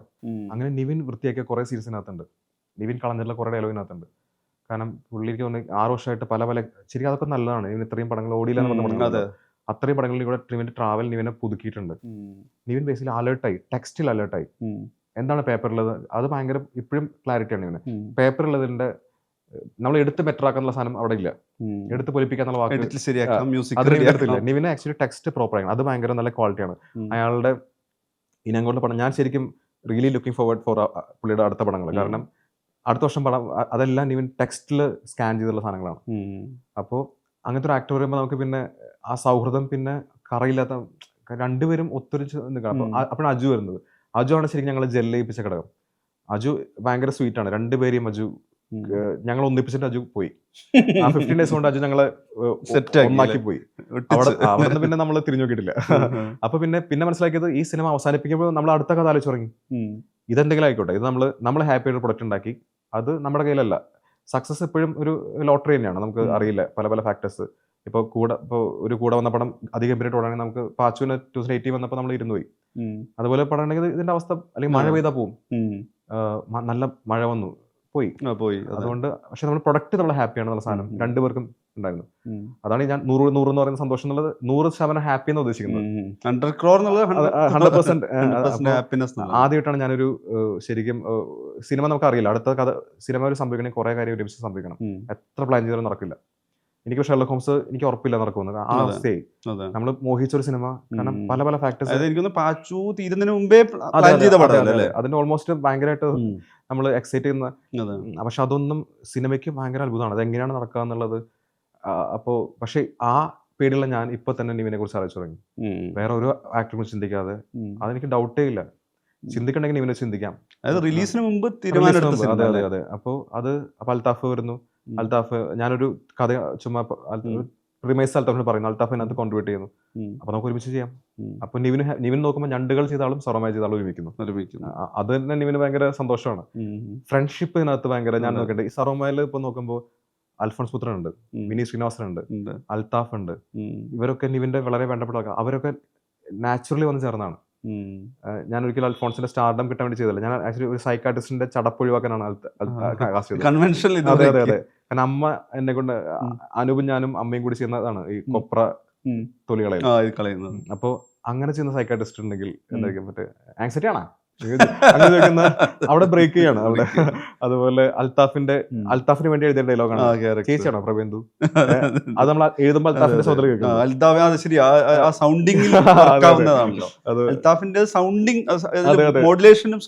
ആറ്റിറ്റ്യൂഡ്. അപ്പൊ അതുപോലെ വിനീത് ലാസ്റ്റ് മിനിറ്റ് ആണ് വരുന്നത്. റിലീസിന് ഓൾമോസ്റ്റ് 2 weeks വിനീത് പാടുന്നത്. അത് ആദ്യം ശങ്കരമഹദനായിരുന്നു പാടാൻ, പുള്ളി അത് പ്രാക്ടിക്കലി പോസിബിൾ ആയിരുന്നു. അപ്പോഴാണ് വിനീതിനെ കുറിച്ച് നമുക്ക് ആഗ്രഹമുണ്ട്. വിനീത് ഞാൻ പറഞ്ഞു, പക്ഷെ വിനീത് തിരക്കായതുകൊണ്ട് പിന്നെ ഫോളോ ചെയ്യാൻ പറ്റില്ല. പക്ഷെ അവസാനം വിനീത് തന്നെ വേണമെന്ന്, കാരണം എനിക്ക് വിനീതിനെ കൂടി ശബ്ദം ഉണ്ടെങ്കിൽ ഓപ്പണിംഗ് ടൈറ്റിൽ കാർഡ്സ് വിത്ത് നിവിൻ പോളി എഴുതി കാണിക്കുമ്പോൾ ശബ്ദം വിനീതിന്റെയാണ്. അപ്പൊ നിവിനെ കൊണ്ടുവന്ന ആൾ തന്നെയാണ് നിവിനെ ശബ്ദത്തിലൂടെ പ്രസന്റ് ചെയ്യുന്നത്. അപ്പൊ ആ രീതിയിൽ സർവ്വമായ ഭയങ്കര ഒരു സാറ്റിസ്ഫാക്ഷൻ തരുന്ന ഒരു പ്രോജക്റ്റായി മാറി. നമ്മൾ പുറത്ത് നോക്കുമ്പോഴേ ഇപ്പം പാച്ചു എന്ന് പറഞ്ഞു കഴിഞ്ഞാൽ ആഗ്രഹിക്കുന്ന വിജയമല്ല. അതെ. നമ്മൾ ആഗ്രഹിക്കണം കഴിഞ്ഞാൽ അത് നല്ല ഡീലാണ് OTT-യില്. ബാക്കി എല്ലാം ആണെങ്കിലും തിയേറ്ററിലെ ഒരു ഹാപ്പിനെസ് എന്ന് പറയുന്ന അതിലേക്ക് വരുന്ന ഇതല്ല. നിവിനാണെങ്കിലും തുടർച്ചയായി പരാജയങ്ങളുള്ള, നിവിൻ പോളിയുടെ തിരിച്ചുവരവ് എന്ന് പറയുന്നത് ഒരു എങ്ങനെ പോസിബിൾ ആവും എന്നുള്ള ഒരു ക്വസ്റ്റ്യൻ മാർക്കുള്ള സമയത്താണ്. അൽത്താഫിന്റെ ലാസ്റ്റ് ഫിലിം അങ്ങനെ സക്സസ് അല്ല. ഞാൻ പറഞ്ഞ ഈ ഒരു പക്ഷേ ഒരു കൊളാബറേഷന്റെ കാര്യത്തിൽ അങ്ങോട്ടും ഇങ്ങോട്ടും സക്സസ്ഫുൾ ഒരു കൊളാബറേഷനിലെ വേണ്ടെന്ന് ചിന്തിക്കുന്നിടത്ത് ഈ പടം ഇറങ്ങി ഇതിന്റെ റിസൾട്ട് അറിയുന്നതിന് മുമ്പേ ഈ ആളുകൾ അടുത്ത പടത്തിലേക്ക് ഇറങ്ങി എന്നുള്ളതാണ്. ഞാൻ അത് ഭയങ്കര ഒരു സർപ്രൈസിംഗ് ഫാക്ടറായിരുന്നു. അത് കംഫർട്ടാണ് ആദ്യത്തെ വാക്ക്, കംഫർട്ട്. അപ്പൊ തന്നെ നമ്മൾ റിലാക്സ്ഡ് ആയല്ലോ. ക്രിയേറ്റിവിറ്റി അപ്പൊ തന്നെ ഉണർന്നു തുടങ്ങി. അപ്പൊ സ്ട്രെസ്ഡ് ആയിട്ട് ഇപ്പൊ ഞാൻ ആഗ്രഹിക്കുന്ന, എനിക്ക് LJP കൂടെ വർക്ക് ചെയ്യാൻ ആഗ്രഹമാണ്, പക്ഷെ എനിക്ക് പേടിയാണ് പുള്ളിന്. പക്ഷെ LJP നമ്മുടെ ഭയങ്കര വെൽഷാണ് പുള്ളി. ചേട്ടൻ ഭയങ്കരമായിട്ട് പുള്ളി റാൻഡായിട്ട് പോസ്റ്റ് ഒക്കെ ഷെയർ ചെയ്യാറില്ല. അപ്പോ പക്ഷെ അൽത്താഫ് ആകുമ്പോൾ എനിക്ക് ഭയങ്കര റിലാക്സ്ഡ് ആണ്. അപ്പൊ തന്നെ നമുക്ക് ശാന്തമായി. നിവിനാണെങ്കിലും വേറെ സ്റ്റാർസിന്റെ ശരി ഫഹദായിട്ട് നല്ല സൗഹൃദമുണ്ട്. പക്ഷെ ഫഹദ് ഞാൻ വൈഫൈ എന്ന് പറയാം, ഫഹദ് അടുത്തിരുന്നാലും സൗഹൃദമുള്ളൂ. പിന്നെ രണ്ടു വഴിക്ക് പോകും.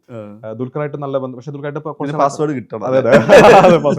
അപ്പൊ പക്ഷെ നിവിനായിട്ട് ശരിക്കും പറഞ്ഞാൽ എനിക്ക് ഓൾമോസ്റ്റ് എന്റെ പോലെ വളർന്ന ആളാണ്, മിഡിൽ ക്ലാസ്സിൽ. അപ്പൊ ആ മിഡിൽ ക്ലാസ് വൈബ് ഭയങ്കരമാണ്. സെയിം ബെഞ്ച്, മറ്റേ പഠിപ്പിച്ച ബെഞ്ച് ആണെങ്കിലും സെയിം ബെഞ്ചാണ്. അപ്പൊ അത് ഭയങ്കര സിങ്ക് ആയിട്ട് ഫീൽ ചെയ്തിട്ടുണ്ട്. അൽത്താഫ് ആണെങ്കിലും അപ്പൊ എല്ലാവരും ഞങ്ങളുടെ സോഷ്യൽ സിറ്റുവേഷൻ ഓൾമോസ്റ്റ് സെയിം ആണ്. അപ്പൊ തന്നെ ഹ്യൂമർ എല്ലാം റിലേറ്റ് ചെയ്യാൻ പറ്റും, ഇംപ്രൂവൈസ് ചെയ്യാൻ പറ്റും, ഭാരമില്ലാതെ ഒരാൾ ഡീൽ ചെയ്യാൻ പറ്റും. അത് തന്നെയാണ്. പിന്നെ ഇവരെല്ലാം നല്ല, ഞാൻ ഇപ്പോഴും പറയുന്ന ക്രാഫ്റ്റ് ഉണ്ട്. കഴിവില്ലാത്ത ഒരാളെ നമ്മൾ കൊടുത്തിട്ടില്ല. എത്ര നല്ല സുഹൃത്ത് എനിക്ക് അതിലും വേറെ, പക്ഷെ അവരെ നമ്മൾ കൊടുത്തിട്ടില്ല. കാരണം ഇവര് അൽത്താഫിന്റെ റൈറ്റിങ്ങിന്റെ ഈ പുതിയ തലമുറയിൽ ഹ്യൂമറിനെ ഏറ്റവും വ്യത്യസ്തമായിട്ട് കാണുന്ന ഒരാൾ അൽത്താഫാണ്. എന്നാൽ അതിൽ കലർപ്പില്ല, ഒരു ഒറിജിനൽ സാധനമുണ്ട് അൽത്താഫിന്. നിവിനാണെങ്കിൽ നിവിന്റെ ഒരു ഒറിജിനൽ ഐറ്റം ഉണ്ട് അതിലും. അപ്പൊ ഈ ഞാൻ ആഗ്രഹിക്കുന്ന ആസ് എ ഫിലിം മേക്കർ ഈ രണ്ടുപേരും എനിക്ക് എന്റെ കൂടെ ഉണ്ടെങ്കിൽ ഞാൻ രക്ഷപ്പെട്ടില്ല എന്നുള്ളതാണ്. അത്രേ ഉള്ളൂ. അത് സെൽഫിഷുമാണ്, എന്നാൽ ഭയങ്കര പേഴ്സണലാണ്. ഇപ്പൊ ഇതിൽ ഡെലൂലു പോർഷൻ ഞാൻ പറയുന്നത്, നമ്മള് ഇതും തന്നെ എനിക്ക് തോന്നുന്നത് ഇതിന്റെ ഒരു ഷോ സ്റ്റീലിംഗ് ഫാക്ടർ ഉണ്ട്. റിയയുടെ ക്യാരക്ടറിന് അഖിൽ എന്നോട് പറയുന്നുണ്ട്, റിലീസിന് മുമ്പേ പറയുന്നുണ്ട്, നമ്മുടെ ഇന്റർവ്യൂവിൽ പറയുന്നുണ്ട്.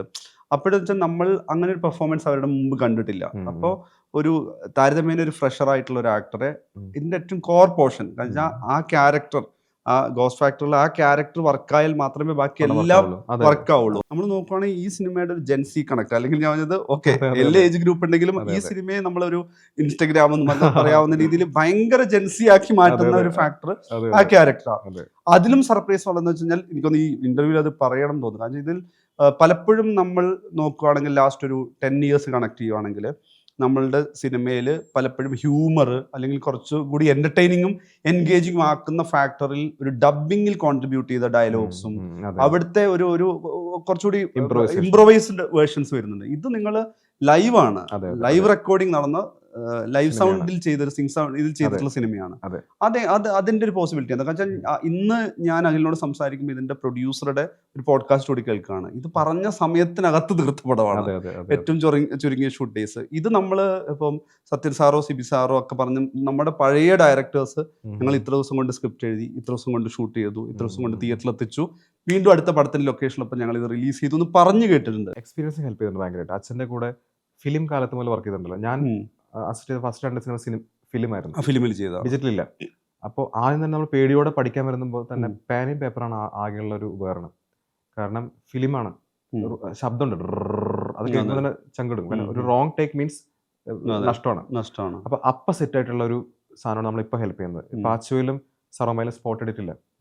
ഇതുപോലെ സ്പോട്ട് എഡിറ്റിൽ ഷൂട്ട് ചെയ്യുന്ന അപൂർവ സിനിമകളിൽ ഒന്നായിരിക്കും പാച്ചുവും സറോമയും. ആരും ഷൂട്ട് ചെയ്തില്ല, അച്ഛനും ചെയ്തിട്ടില്ല, വിനീത് ചെയ്യാറില്ല. അപ്പോൾ അത് എഡിറ്റ് മനസ്സിലുണ്ടായാലാണ്. എഡിറ്റാണ് സേവ് ചെയ്യുന്നത് അൾട്ടിമേറ്റ്ലി.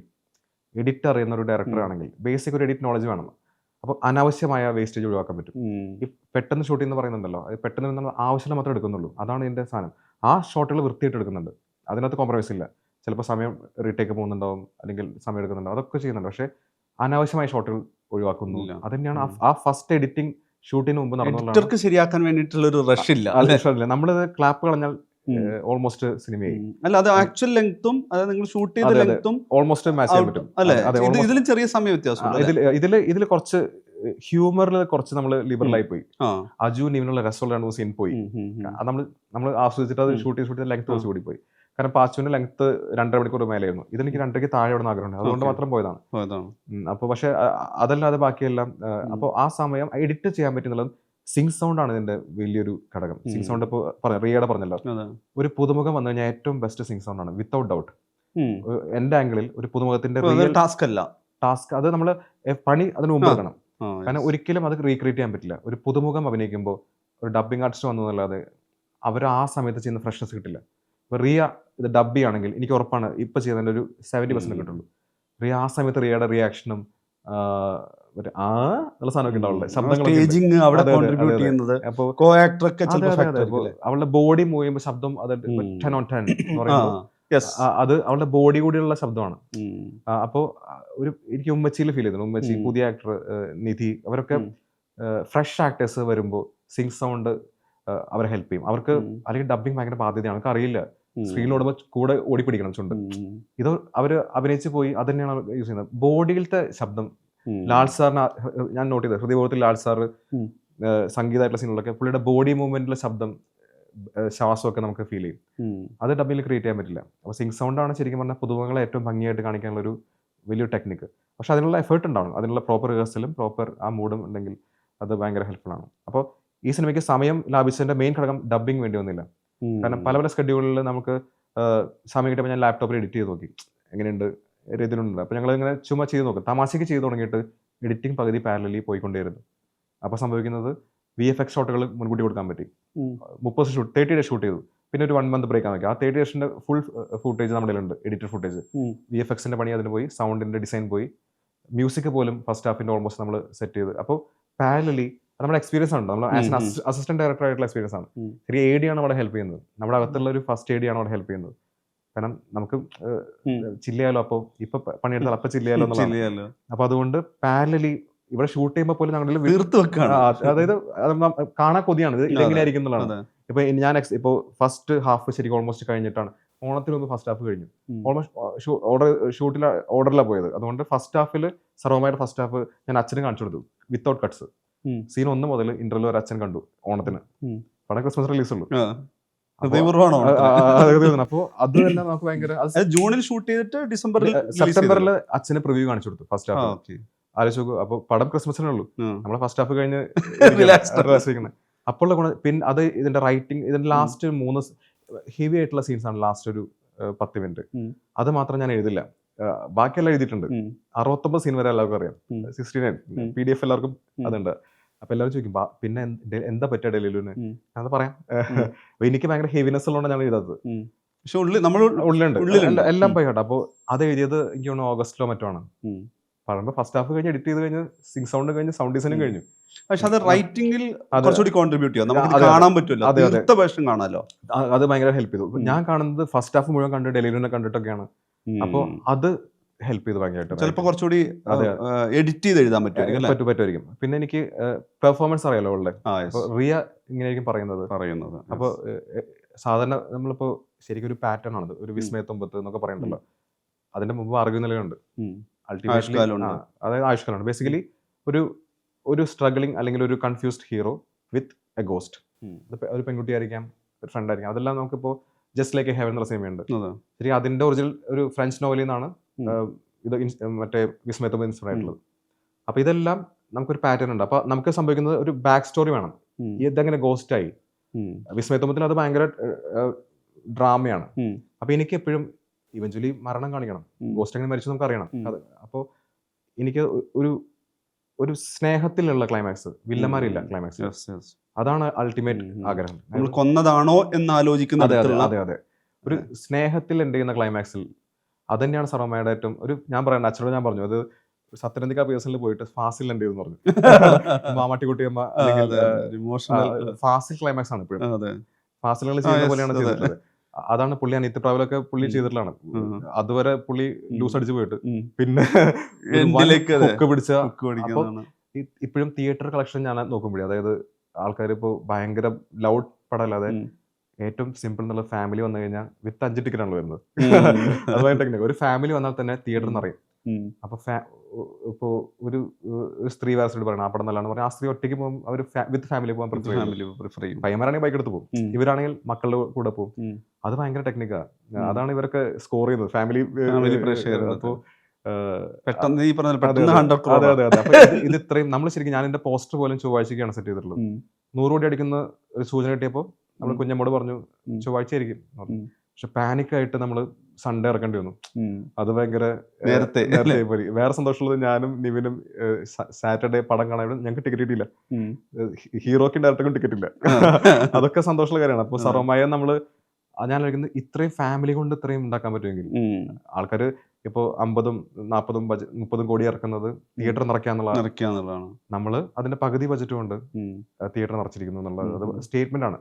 അതെനിക്ക് തോന്നുന്നു മലയാള സിനിമയിൽ നമ്മൾ കണ്ടു വളർന്നിട്ടുള്ള പാറ്റേൺ തന്നെയാണ് അതിന്റെ. ഇപ്പൊ ലാൽ ജോസ് അടക്കം, ലാൽ ജോസ് സാറിന്റെ സിനിമകള്, സിദ്ദിഖ് ലാൽ, ഇതെല്ലാം ഫീൽ ഗുഡ് ആണല്ലോ.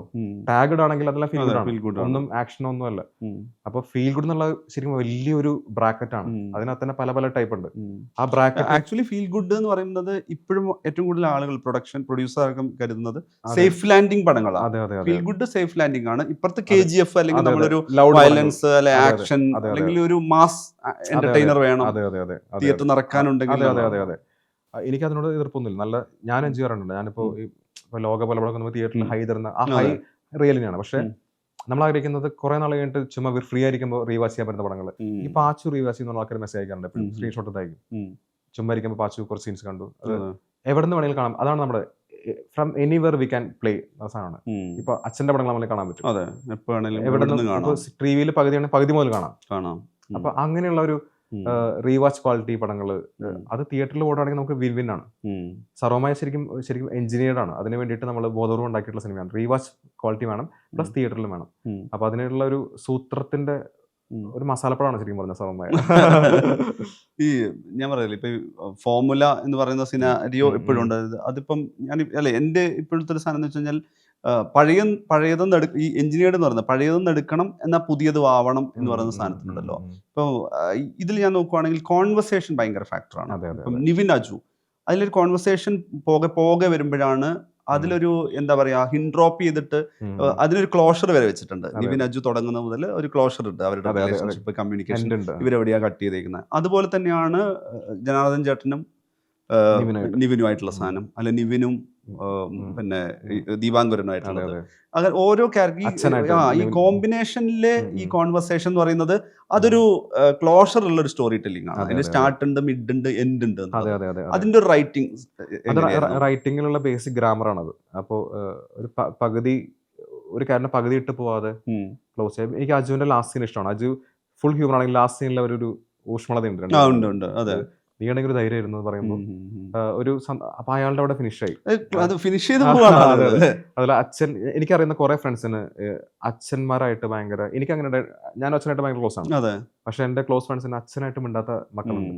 എന്നാൽ അവർക്ക് സ്നേഹമൊക്കെ ഉണ്ട് കേട്ടോ. ഒന്നും ഡിസ്റ്റൻസ് അച്ഛൻ സ്നേഹമില്ലായ്മല്ല, അവർ യൂസ്ഡ് അല്ല. അപ്പോൾ ചിലപ്പോൾ എപ്പോഴും ഒരു ഉണ്ടായാലും ചെറിയ കമ്മ്യൂണിക്കേഷനെ പുറത്തായിരിക്കാം, ചിലപ്പോൾ പറഞ്ഞൊരു വാക്കായിരിക്കാം, ഒരു റോങ് വാക്ക് പറഞ്ഞുകൊണ്ട് 10 വർഷം കട്ട് ഓഫ് ആയി പോയ ഒരാളെ എനിക്കറിയാം. അച്ഛനായിട്ട് അയാളുടെ അച്ഛൻ പറഞ്ഞൊരു ഒറ്റ റോങ് വാക്ക് കൊണ്ട് 10 വർഷം പുള്ളിയായിട്ട് മിണ്ടുന്നുണ്ട്.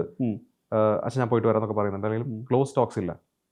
പുള്ളിക്കുള്ള ഹെൽത്ത് കണ്ടീഷൻ ഇയാൾക്ക് അറിയില്ല, അച്ഛൻ അനുഭവിച്ചു പോകുന്ന ഡോക്ടേഴ്സിന്റെ ഒന്നും അറിയില്ല.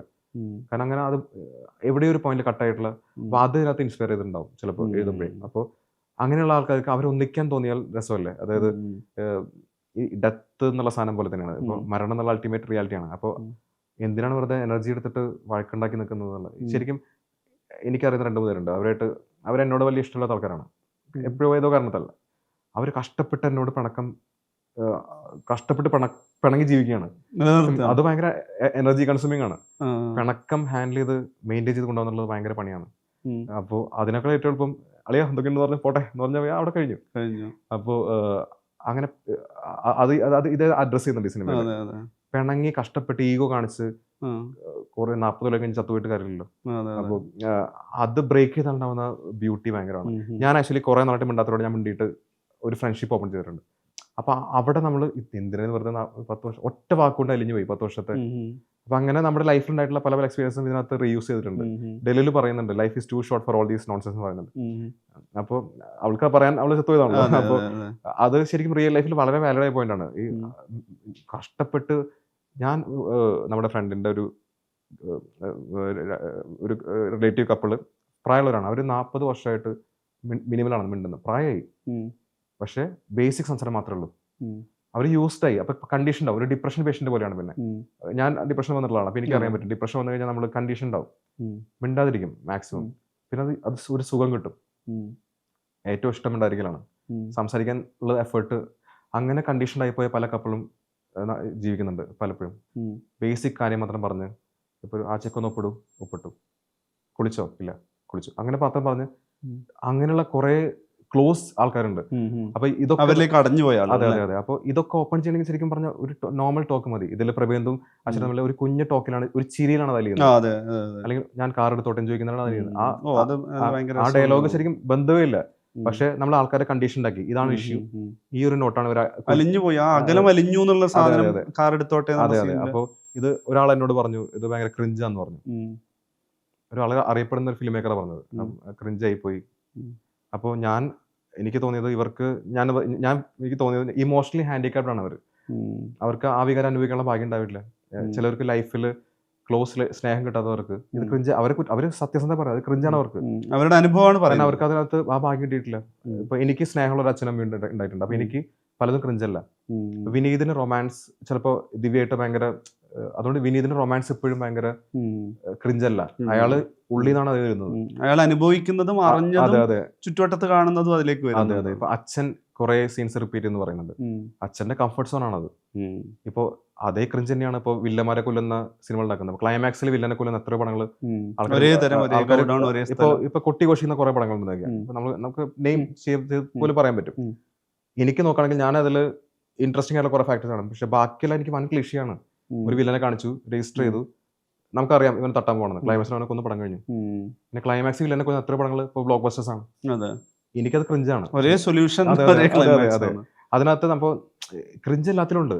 അതൊക്കെ റിലേറ്റീവ് ആണ് സിനിമ. നമ്മൾ ചെയ്യുന്നത് ആ സിനിമയ്ക്കകത്ത് ഒരു ഹൈ കൊടുക്കാൻ, ഇമോഷണൽ. ഞാൻ നിവിനോട് പറഞ്ഞ വാക്കുണ്ട്, ഈ പടം ഷൂട്ട് ചെയ്യാൻ അത് ഞങ്ങൾ കുറച്ചൊരു കമ്മ്യൂണിക്കേഷൻ ഗ്യാപ്പ് ഉണ്ടായിരുന്നു. ഈ പടം വർക്ക് ആവോ ഇല്ലയോ എന്നുള്ള കൺഫ്യൂഷൻ. എനിക്ക് ഒരു ക്ലാരിറ്റി എന്നുള്ളത് ഞാൻ പറഞ്ഞത് തിയേറ്ററിൽ ഇമോഷണൽ കൊണ്ട് ഹൈ ഉണ്ടാക്കാൻ പറ്റും എന്ന് പറഞ്ഞു.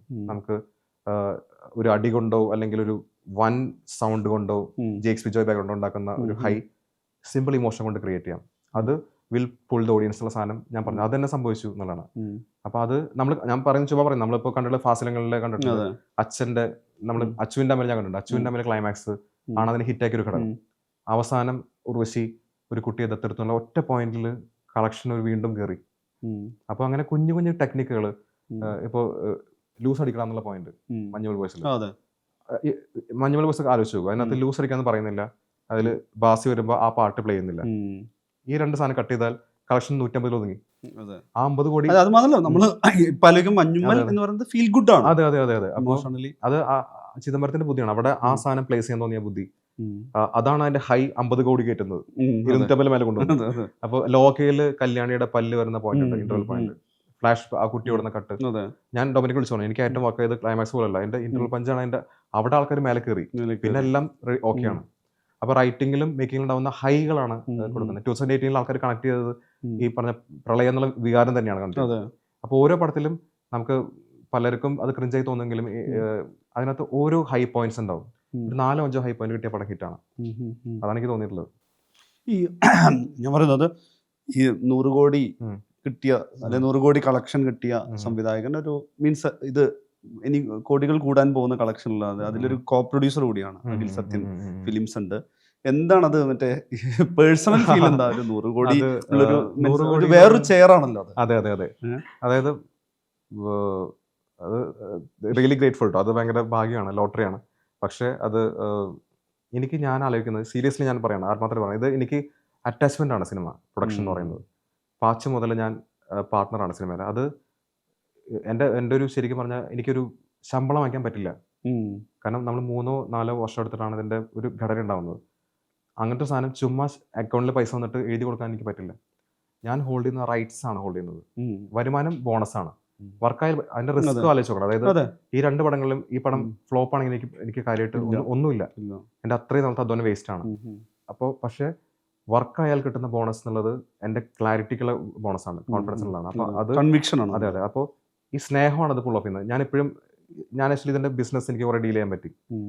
ഞാൻ പഠിച്ചത് എനിക്ക് കുറെ പാച്ചൂരിൽ പഠിച്ചത് എനിക്ക് ഇതിനകത്ത് കുറെ പ്രാക്ടിക്കലി ഞാൻ മനസ്സിലാക്കി. ലിറ്ററലി ശരിക്കും പറഞ്ഞാൽ ഒരാൾക്ക് സിനിമ ചെയ്യണമെങ്കിൽ ഒരു കമ്പനിയുടെ ആവശ്യമില്ല. കൂടെ നിൽക്കുന്ന നല്ല പ്രൊഡ്യൂസേഴ്സും നമ്മുടെ ഒരു നല്ല പ്രൊഡക്റ്റ് ഉണ്ടെങ്കിൽ നമ്മൾ ജെന്യൂനായി മാത്രം മതി. ഞാൻ ഇതിൽ സംസാരിക്കുമ്പോൾ നമുക്ക് ഭാഗ്യത്തിന് കുറേ നല്ല ഡീൽസ് സംഭവിച്ചു ഈ പടത്തിന്. ഞാൻ ആകെ ചെയ്തത് ഞാൻ ആത്മാർത്ഥ സംസാരിച്ചു. ഞാൻ ഭയങ്കര ഇമോഷണലി സംസാരിച്ചു. ഈ പടം എങ്ങനെയാണെന്ന് എനിക്ക് അവരെ കൺവിൻസ് ചെയ്യേണ്ടി വന്നു. അവർക്ക് മനസ്സിലായി ഞാൻ പറയുന്നത് സത്യമാണെന്ന്. അല്ലാതെ ഇതിങ്ങനെ അടിപൊളിയായിരിക്കും, നിങ്ങൾ വാങ്ങിച്ചാൽ നിങ്ങൾക്ക് ഒന്നുമല്ല. ഇതാണ് എൻ്റെ സിനിമ, ഇതാണ് ഐറ്റം. അപ്പോൾ അവർ നാച്ചുറലി സമ്മതിക്കുകയാണ് അതിന്. അങ്ങനെ നടന്നിട്ടുള്ള ഡീലുകളാണ് നമ്മളിപ്പോൾ ഇതിനെ സേഫ് ആക്കുന്നത്.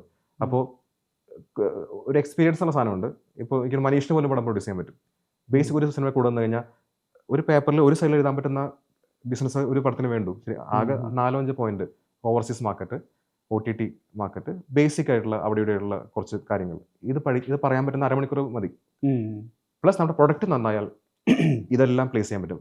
ഫോൺ നമ്പേഴ്സ് മാത്രമാണ്. ഈ നമ്പർ വിളിച്ചു കഴിഞ്ഞാൽ ഇത് നടക്കും. അത് നടക്കുന്ന കോടികളാണ് കേട്ടോ അവർക്ക്. അപ്പോൾ ഇവിടെ വിളിച്ചു കഴിഞ്ഞാൽ ഇത് നടന്നു. അപ്പോൾ ഇവരൊക്കെ വരുന്ന പ്രൊഡക്റ്റ് ഇഷ്ടപ്പെട്ട് കഴിഞ്ഞാൽ പിന്നെ ആ ഇമെയിലോ ഫോൺ നമ്പർ മാത്രമാണ്. ഞാൻ ആമസോൺ പ്രൈമിൽ ഞാൻ സ്ട്രേറ്റ് ഒറ്റയ്ക്കാടി പാച്ചുവിന് നമ്മൾ എവിടെയും പോകാതെ സ്ട്രേറ്റ് പ്രൈമിലുള്ള ഇമെയിലാണ്, സിംഗിൾ കോണ്ടാക്ട് ആണ്. അതിന് മുമ്പുള്ള പ്രൈമിൽ. അപ്പോൾ അതുകൊണ്ട് ഇതിലും ഹോട്ട്സ്റ്റാർ ആയിട്ട് പോലും നമുക്ക് നേരിട്ടാണ് ഇടില്ല. അപ്പോൾ ഇടനിലക്കാരില്ലാതെ പോകുന്നതാണ്. അപ്പൊ അവരാണെങ്കിൽ അവരുടെ ആംഗിളിൽ ആലോചിച്ച് നോക്കൂ, സ്ട്രേറ്റ് ഫിലിം മേക്കറെ കോൺടാക്ട് ചെയ്യണം അവർ. ഇതാണ് എന്റെ പ്രൊഡക്റ്റ്, ഇതാണ് വിൽക്കാൻ പോകുന്നത്. അവരത് കണ്ടു, അവർക്ക് ഇഷ്ടമായി വാങ്ങിക്കുന്നു, കഴിഞ്ഞവിടെ. എത്രയോ സിംപ്ലിഫൈ ചെയ്തു പരിപാടി. ഇതാണ് ആൾക്കാർ ബിൽഡപ്പ് ചെയ്യുന്നത്. നമ്മൾ വിറ്റുതരാം, ഞാൻ ശരിയാക്കി തരാം, ആദ്യം ഇയാളൊന്ന് വിളിക്കും, ഒരു മീറ്റിംഗിന് വാ. ഈ വളഞ്ഞു പോകുന്നത് കോംപ്ലിക്കേറ്റഡ് ആക്കും. അതെ അതെ, അതിന്റെ ആവശ്യമില്ല. വളരെ നല്ല മിടുക്കന്മാരായ ആൾക്കാരുണ്ട്. അപ്പോൾ ഓവർസീസ് ചെയ്യുന്ന ഹോം സ്ക്രീൻ എനിക്ക് ഭയങ്കര ഗ്രേറ്റ്ഫുൾ ആണ്. അവരുടെ ഭയങ്കര ബുദ്ധിയാണ് ഇത്രയും നമ്പർ കളക്ട് ചെയ്യുന്നത്. അവർക്ക് ഇഷ്ടമാണ് ഈ സിനിമയോട്. അത് ഞാൻ ആക്ച്വലി നോക്കിയത്, അതിന് ഇപ്പോൾ വരുന്ന ആൾക്കാർക്ക് സിനിമയോടുള്ള ഇഷ്ടം, ഈ പടം ഞങ്ങൾക്ക് വേണം, ഇത് വേണം എന്ന് പറയുന്ന ആളാണ് നമ്മുടെ ആൾക്കാർ. ഇപ്പോൾ പുറത്തുള്ള 2 IT പിള്ളേരാണ് ഇതിന്റെ നോൺ GCC വാങ്ങിച്ചുള്ളത്. ഞെട്ടിപ്പിക്കുന്ന രീതിയിലാണ് അവരിത് മാർക്കറ്റ് ചെയ്തിട്ടുള്ളത്. നമ്മൾ ആഗ്രഹിച്ചിട്ട് പോലും ഇങ്ങനത്തെ പോകുന്നത്. യൂറോപ്പ്, ഓസ്ട്രേലിയ, ന്യൂസിലാൻഡ്, ഇതൊക്കെ നമ്മൾ മാപ്പിലാണല്ലോ കേൾക്കുമ്പോൾ ന്യൂസിലാൻഡ് അവിടെ ഇത്. പക്ഷെ ഇവിടെ നിന്ന് വരുന്ന നമ്പേഴ്സ് അവരുടെ ബുദ്ധി കൊണ്ട് അവർ മാക്സിമം ഷോസ് കളിക്കുകയാണ്. അവർ ചെയ്യുന്നത് ഓഫീസ് കഴിഞ്ഞ് കുളിച്ച് ഭാര്യയായിട്ട് പോകുന്ന സമയം ഇതായിരിക്കും. 7:30 ഷോ ഇന്ന സ്ഥലത്ത് സിറ്റ് ചെയ്ത് ഇന്ന മോളിൽ വരുന്നു. അവരുടെ ബുദ്ധിയാണ് അവിടെ പ്ലേസ് ചെയ്യാന്നുള്ളത്. ബർഗ്ഷ എന്നുള്ള ഗ്രൂപ്പാണ് ചെയ്തിട്ടുള്ളത്. അപ്പോൾ അവര് ആ ബുദ്ധി, അപ്പോൾ ഞാൻ ഇപ്പൊ പുതിയ താരം ഇപ്പൊ എനിക്കറിയില്ല അടുത്ത വർഷം ഇപ്പൊ OTT കാലം 2023 കഴിഞ്ഞു, OTT വിൽപ്പന കഴിഞ്ഞു. പുതിയ താരം ഓവർസീസ് ആണ്. നിങ്ങളുടെ ഒരു പ്രൊഡ്യൂസർ സേവ് ചെയ്യാൻ പോകുന്നത്, വൺസ് ഒരു പടം ഹിറ്റ് ആയി നിങ്ങളുടെ സേവ് ചെയ്യാൻ പോകുന്ന ഫാക്ടർ ഓവർസീസ് ആണ്. അത് നോൺ GCC കൂടി അല്ല, അത് ഒന്ന് അരമണിക്കൂർ സംസാരിച്ചു കഴിഞ്ഞാൽ നിങ്ങൾക്ക് മനസ്സിലാവും അതിന്റെ ഘടന. ചുമ്മാ മെനക്കെടല്ല എന്ന് വെച്ചാൽ ഒരാൾക്ക് വിൽക്കുന്നേക്കാളും ഒന്ന് മെനക്കെട്ട് ഒന്ന് സംസാരിച്ചു കഴിഞ്ഞാൽ നിങ്ങൾക്ക് ആ വാതിൽ തുറക്കും. വലിയൊരു വാതിൽ അത്. മലയാള സിനിമ ഇത്രയും വലുതാണെന്ന് ചിന്തിച്ചു പോകും. ഞാൻ ആലോചിച്ചു ഈ ഒരു ലാപ്ടോപ്പിൽ ഞാൻ മാത്രം കണ്ട സിനിമ ഇവിടെയൊക്കെ എത്തിയല്ലോ എന്ന് ആലോചിക്കുന്നുണ്ട്. ഇപ്പൊ ചെക്ക് റിപ്പബ്ലിക്കിലെ കളക്ഷൻ ഉണ്ട്.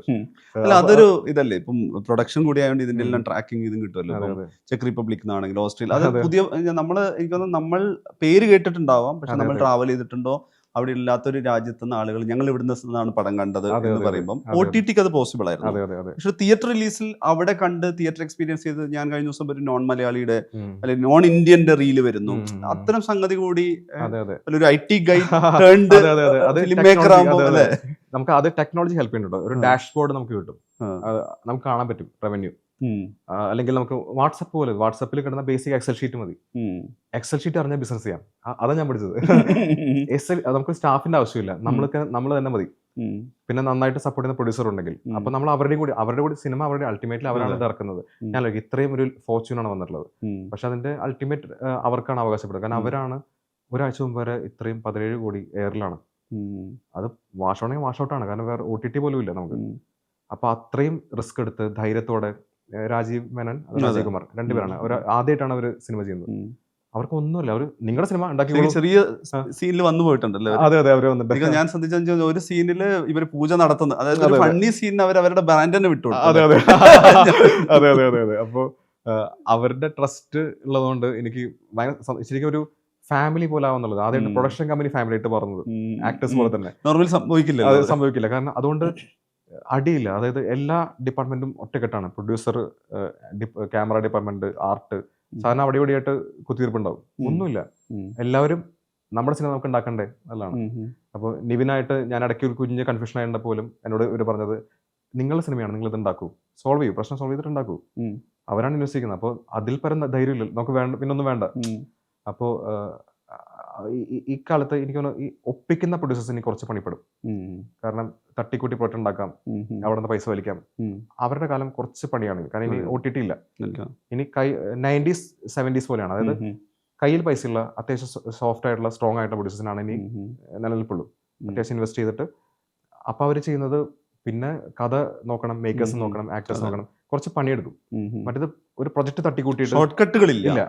ക്രാഫ്റ്റിലും കോണ്ടന്റിലും മാത്രമേ ട്രസ്റ്റ് ചെയ്യാൻ പറ്റും. ഇപ്പൊ എണ്ണം കുറഞ്ഞു. ഇപ്പൊ നമ്മളിപ്പോ നമ്മൾ സബ്മിറ്റ് ചെയ്യാൻ പോയപ്പോ ഒരു സിനിമയിൽ വരുന്ന ആപ്ലിക്കേഷൻ മലയാള സിനിമകളുടെ എണ്ണം കുറഞ്ഞു, പകുതിയിൽ താഴെയായി.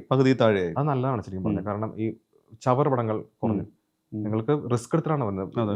തിയേറ്ററിൽ ഇല്ലെങ്കിൽ ഇല്ല, പ്രേക്ഷകർ കണ്ടില്ലെങ്കിൽ നിങ്ങളുടെ പൈസ പോയി. അപ്പൊ അതുകൊണ്ട് എല്ലാ പടം ക്വാളിറ്റി അപ്ഡേറ്റ് ചെയ്ത് തുടങ്ങി. ഇപ്പോൾ ഞാൻ പല പടം വരാൻ പോകുന്ന ലൈനപ്പ് നമ്മൾ നോക്കുമ്പോഴേ നമുക്ക് ഇപ്പൊ ഗിരീഷ് ഷെട്ടിയുടെ പടങ്ങൾ വരുന്നുണ്ട്, ഇപ്പോൾ അതിരടി എന്നുള്ള പടം വരുന്നുണ്ട്. എല്ലാവരും പല രീതിയിലും ആൾക്കാരെ തിയേറ്ററിലേക്ക് കൊണ്ടുവരാം. ഒരു കൊണ്ടുപോയിട്ട് തിയേറ്റർ, ഞാൻ ആക്ച്വലി ഭയങ്കര ഹാപ്പി. കാരണം തിയേറ്ററിൽ ആൾക്കാർ നിറഞ്ഞ് കാണുന്ന സന്തോഷമുണ്ടല്ലോ. കുട്ടികൾ നമ്മൾ കണ്ടിട്ടുള്ളതാണ്, നിറഞ്ഞ് ഫാമിലീസ് ഒക്കെ നിറഞ്ഞ് എൻജോയ് ചെയ്തിട്ട് പോപ്കോൺ ഒക്കെ കഴിച്ചിട്ട്. അതാണ് നമ്മുടെ മോസ്റ്റ് ചീപ്പസ്റ്റ് എന്റർടൈൻമെന്റ് ഉള്ളത്. ഒരു കാര്യം, ഞാൻ ഇപ്പം അഖിലിനെ എനിക്ക് ഇത്രയും കാലമായിട്ട് അറിയാം, സുഹൃത്തു കൂടിയാണ്. അതുകൊണ്ട് പക്ഷെ അതിനപ്പുറത്ത് അഖിലൊരു ഇൻട്രോവേർട്ട് ഉള്ള അല്ലെങ്കിൽ ഒരു ഉൾവലിഞ്ഞ ഇവിടെയൊക്കെ പോണോ, ഒരു ക്ലോസ്ഡ് അല്ലെങ്കിൽ കംഫർട്ടബിൾ സർക്കിളിനപ്പുറത്തേക്ക് പോവാൻ പോലും ഇവൻ ഇന്റർവ്യൂ ആണെങ്കിൽ ആഗ്രഹിക്കാത്ത അഖില് ഒരു 1000 സീറ്റർ കവിതയിൽ പോയിട്ട് വലിയ സെലിബ്രേഷൻ നിന്ന് തിരിയാന്നല്ല, നേരെ നിൽക്കാൻ പറ്റാത്ത ഒരു സ്പേസിൽ പോയിട്ട് ഒരു ബാലൻസിങ് ഇതിൽ പോയിട്ട്. അത് ഞാൻ ഭയങ്കര മടിയുള്ള, എനിക്ക് ക്രൗഡിനെ കണ്ടാൽ കൈയും കാലം വറക്കുന്നതാണ്. എനിക്ക് അത് ഭയങ്കര ആങ്സൈറ്റി, പാനിക് അറ്റാക്ക് ഒക്കെ ഉണ്ടാവുന്ന. ഞാൻ 25 വയസ്സ് വരെ എനിക്ക് വിപ്രോയില് മീറ്റിംഗ് എനിക്ക് ഓർമ്മയുണ്ട്. ഒരു മീറ്റിംഗിൽ ഞാൻ ഫേസ് ചെയ്യണം ക്രൗഡിനെ. വിറച്ച് നാണം കെട്ട് ഞാൻ ഇറങ്ങി പോകുന്നുണ്ട്, പറയാൻ പറ്റാതെ. ഞാൻ തന്നെയാണ് 500 പേരെ ഡീൽ ചെയ്യുന്നത് മൈക്കിൽ സിനിമ എടുക്കുമ്പോൾ. സിനിമ തരുന്ന ധൈര്യമുണ്ട്, കാരണം നമ്മുടെ പ്രൊഡക്റ്റാണ് ഇത്. നമ്മളില്ലെങ്കിൽ അതിന് വേറെ ആരുമില്ല, നമ്മുടെ മോനെ പോലെയാണ് അത്. ആ സമയത്ത് അയ്യോ മടിയെന്ന് പറഞ്ഞാൽ രക്ഷയില്ല. ഇല്ല. അപ്പോൾ ആ ധൈര്യത്തിലാകും ചിലപ്പോൾ എനിക്ക്. പക്ഷേ എനിക്ക് അന്ന് ഭയങ്കര കവിതാ തിയേറ്റർ, ശരിക്കും പറഞ്ഞാൽ കവിത നമുക്ക് ചാർട്ടേഡ് തിയേറ്റർ ആയിരുന്നില്ല, ഉം. തിരക്ക് കൊണ്ട് ഉം. അവിടെ ഇട്ട് പോയതാണ്. അതെ, വലിയ അതെ അതെ തിയേറ്റർ എന്ന് പറയുമ്പോൾ അപ്പോൾ 1000 പേര് 1000 കാണുന്ന പേര്. അപ്പോൾ അതൊരു മൊമെന്റ് എന്നോട് റിയ പറഞ്ഞാണ്, ചേട്ടൻ ഒന്ന് വരണം എന്ന് പറഞ്ഞു. കാരണം മടി പിടിച്ചിട്ട് കാര്യമില്ല, ഒന്ന് കാണണം ആൾക്കാരുടെ സന്തോഷം. അങ്ങനെ പോയതാണ്. അപ്പോൾ റിയാണല്ലോ 1 വീക്ക് റിയാണ് നമ്മുടെ നിവിൻ പോലും ശരിക്കും എനിക്ക്. പക്ഷെ നിവിന്റെ കൂടെ, കാരണം നിവിൻ നാട്ടിലുണ്ടായിരുന്നില്ല, റിലീസിന് മുമ്പ് പോയ ആളാണ്. നിവിൻ ആദ്യമായിട്ട് അഡ്രസ് ചെയ്യുന്നത് ഇന്നലെയാണ്, കവിത തിരുളാണ്. അപ്പോൾ ആ സമയത്ത് നിവിന്റെ കൂടെ ഉണ്ടാവണം എനിക്ക് ആഗ്രഹം. കാരണം നിവിന്റെ ഒരു മൊമെന്റ് ആണ് ശരിക്കും ആഫ്റ്റർ ലോങ് ടൈം. നിവിൻ പറഞ്ഞ വാക്കുകൾ ഭയങ്കര ഭംഗിയുള്ള വാക്കുകളായിരുന്നു. അത്രയും ഒരു നിൽക്കാൻ പറ്റാത്ത സ്റ്റേജിൽ നിന്നിട്ട് പറഞ്ഞ വാക്കുകൾ, നിങ്ങൾക്ക് വേണ്ടി ഞാൻ സിനിമ ചെയ്യാൻ പോകുന്നു, ചിരിക്ക് പോലും ഭയങ്കര ഭംഗിയുണ്ടായിരുന്നു. അപ്പോ എനിക്ക് ആ മൊമെന്റ് കാണാൻ നിവിൻ തന്നെ പറഞ്ഞു, നിവിന്റെ അമ്മ വിളിച്ചു പറഞ്ഞു, അതെ അതെ അതെ നിനക്ക് ഇത്രയും ഇത്രയും പേരുണ്ടെന്ന് അവരെ പോലെ അത്ഭുതപ്പെടുത്തുന്നത്. നമുക്ക് നിവിന്റെ തുടരും സിനിമയ്ക്ക് ഉണ്ടായിട്ടുള്ള ഗുണം ഈ സിനിമയ്ക്ക് ഉണ്ടായിരുന്നു. ഇതിന്റെ കളക്ഷൻ എന്ന് ഞാൻ പറയുന്നത് ശരിക്കും നിവിന്റെ ഫാൻസിന്റെ കൂടെ കളക്ഷനാണ്. ഫാൻസ് ഞാൻ പറയുന്നത് നോർമൽ ആൾക്കാർ, അമ്മമാരും സ്ത്രീകളും നമ്മളെ പോലുള്ളവരും. അതായത് തുടരും സിനിമയ്ക്ക് ശരിക്കും സംഭവിച്ചത് ലാൽ സാറിന്റെ ഒരു സ്ലീപ്പേഴ്സിൽ എന്ന് പറഞ്ഞല്ലോ, ആ ഒരു ഇളക്കം സർവമായിക്ക് സംഭവിച്ചിട്ടുണ്ട്.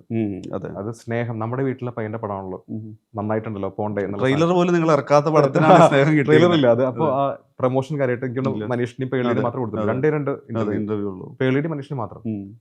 അപ്പൊ എന്തൊരു ധൈര്യം ഇപ്പൊ ആലോചിക്കുമ്പോൾ നമ്മൾ എന്തിനങ്ങനെ ചെയ്തു. പക്ഷെ അപ്പോൾ പ്രൊഡക്റ്റിൽ നമുക്ക് ഒരു മോശം, ഞാൻ പറഞ്ഞത് മോശം സിനിമയല്ല, മോശം പടം ആയിരിക്കില്ല, പക്ഷെ ബാക്കി നമുക്ക് അറിയില്ല. പക്ഷെ അത് പ്രൂവ് ചെയ്യുന്നുള്ളതാണ്. അത് എനിക്ക് ഇനിയും അങ്ങോട്ട് ഇങ്ങനത്തെ പടങ്ങൾ കാണാൻ, ആസ് എ പ്രേക്ഷകൻ എനിക്ക് ഇങ്ങനത്തെ പടം കാണാൻ ആഗ്രഹമുണ്ട്. അതായത് വലിയ ബഹളമില്ലാതെ ഇമോഷണൽ ഹ്യൂമറുള്ള സിനിമകൾ ഉണ്ടാക്കുന്ന. എനിക്ക് ശ്യാം പുഷ്കറിനൊക്കെ എങ്ങനെ ചെയ്തെങ്കിൽ, ശ്യാമിന്റെ ഒക്കെ ശരിക്കും പറഞ്ഞാൽ ദിലീഷ് പോത്ത, ശ്യാം പുഷ്കറിന്റെ ഒക്കെ ഫീൽ ഗുഡ് പടങ്ങൾ ഭയങ്കര രസമായിരിക്കും. കുമ്പളങ്ങിയിലൊക്കെ മാജിക് ഉണ്ട്, അവരുടെ ഫീൽ ഗുഡ് പടമാണ് കുമ്പളങ്ങി ശരിക്കും പറഞ്ഞാൽ. അപ്പോൾ അവരൊക്കെ അങ്ങനെ ചെയ്തിരുന്നെങ്കിൽ എന്നൊക്കെ ആഗ്രഹിക്കുന്നുണ്ട്. നമ്മളിപ്പോ കുമ്പളങ്ങിയുടെ ഫോമാറ്റ് പോലും സർവമായും കുമ്പളങ്ങി നമ്മൾ നോക്കുമ്പോൾ സമയത്ത് പാട്ടുകളുണ്ട്. പാട്ടുകൾ നമ്മൾ റാപ്പേഴ്സിനെ ഡിപ്പെൻഡ് ചെയ്യുന്ന രീതിയിൽ അതൊരു പ്രൊമോഷൻ വെഹിക്കിൾ ആയിട്ടാണ് കാണുന്നത്. അപ്പൊ ഒരു സിനിമ എന്ന് പറയുമ്പോൾ തിയേറ്ററിൽ ഒരു കോൺസേർട്ട് ഫീൽ ചെയ്യണം, തിയേറ്ററിൽ ആളുകൾ ഇളകി മറിയണം. ഫസ്റ്റ് ഡേ നമ്മൾ നോക്കുവാണെങ്കിൽ തിയേറ്ററിന്റെ പാർക്കിംഗ് ലോട്ട് മുഴുവൻ ബൈക്കുകൾ നിറഞ്ഞ് യൂത്ത് അതിനെ സെലിബ്രേറ്റ് ചെയ്യണം എന്നുള്ള രീതിയിൽ ഡിസൈൻ മാറുകയാണ്. അപ്പൊ ഒരുപാട് പേര് ഇൻസെക്യൂർ ആവുന്നുണ്ട് ഏത് ഫോമാറ്റ്. അപ്പോൾ സിനിമയ്ക്ക് ഒരു ഒറ്റ ഫോമാറ്റ്, ഒറ്റ ടെംപ്ലേറ്റ്, ഒറ്റ സ്ട്രക്ചറിലെ സിനിമ എടുക്കുക. അല്ലെങ്കിൽ ക്ലൈമാക്സ് എന്ന് പറയുന്നത് ഒരു പ്രീ ക്ലൈമാക്സും ടൈലൻഡും പാർട്ട് 2 അനൗൺസ്മെന്റ് ഒക്കെ ആയിട്ട് ഇതൊരു ഒരു വല്ലാത്ത തരത്തിൽ ഹെവി വേണം, അഡ്രിനാലിൻ റഷ് വേണം എന്നുള്ള സിനാരിയോ. അല്ലെങ്കിൽ പ്രൊമോഷൻ എന്ന് പറയുമ്പോൾ ഒരു കാർഡിലൊക്കെ പ്രൊമോട്ട് ചെയ്യണം, കിട്ടാവുന്ന എല്ലാ ആളുകളിലേക്ക് നിങ്ങൾ എത്തണം എന്ന് പറയുന്ന ഈ സംഗതികളെല്ലാം ബ്രേക്ക് ചെയ്ത് ഇല്ലാതെ തന്നെ ഈ പറയുന്ന ഈ ഒരു മലയാളികൾ എവിടെയുണ്ടോ അവിടെയൊക്കെ ഇത്രയും വലിയ സക്സസ് ക്രിയേറ്റ് ചെയ്യാൻ പറ്റുന്നു എന്നുള്ളത് എനിക്ക് തോന്നുന്നു അതൊരു പുതിയ പാറ്റേണും പുതിയ കോൺഫിഡൻസ് ഉണ്ടാക്കുമല്ലോ. കാരണം പ്രൊഡ്യൂസേഴ്സിന് പോലും ഇപ്പോഴും ഏത് തരം പടം എടുക്കണം, പാട്ട് വേണോ, പാട്ടില്ലാതെ എടുക്കണോ, അല്ലെങ്കിൽ പാട്ട് എന്ന് പറയുമ്പോൾ ഒരു 1-2 റാപ്പേഴ്സ്, ഞാൻ അതൊരു മോശം അല്ല, പക്ഷെ അതൊരു ഫോർമുല ആവുന്ന ഒരു സിനിമ അതുകൂടി മാറി കിട്ടുവാണ്. നമുക്ക് മെലഡി യൂസ് ചെയ്യാൻ പറ്റുന്നതാണ്. മെലഡി ആ ധൈര്യം ആർക്കും ഇപ്പോ വളരെ കുറവാണ് കാണുന്നുള്ളൂ.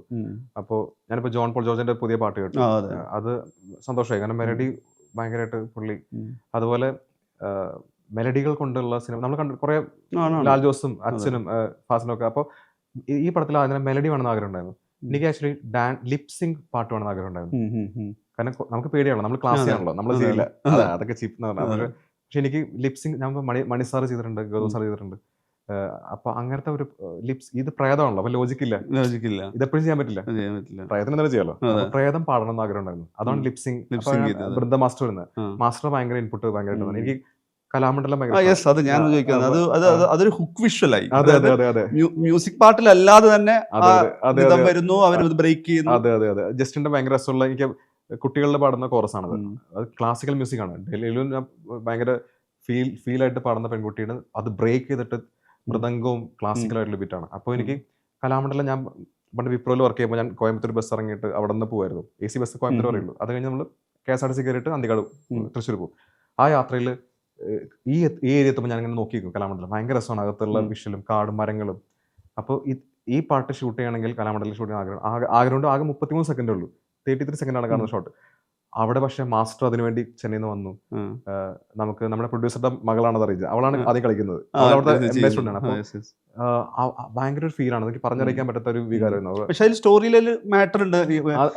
പ്രഭേന്ദുവിന്റെ റിയാക്ഷൻ വരുന്ന സമയത്ത് ഹ്യൂമർ ഉണ്ടല്ലോ. അത് ഒത്തുവന്നാണ്, എല്ലാം ഒത്തുവന്നാണ്. അപ്പോൾ നമ്മളെല്ലാത്തിനും തയ്യാറായിട്ട് എല്ലാവരും ഒരുമിച്ചിരിക്കുമ്പോൾ ക്രിയേഷൻ വരും. കാമാണല്ലോ, നമ്മൾ കാമായിട്ടിരിക്കുമ്പോൾ തന്നെ മനസ്സ് ക്ലിയർ ആവും. ഇതിലിപ്പോ നിവിൻ രാജുവിന്റെ പാട്ടുണ്ട്.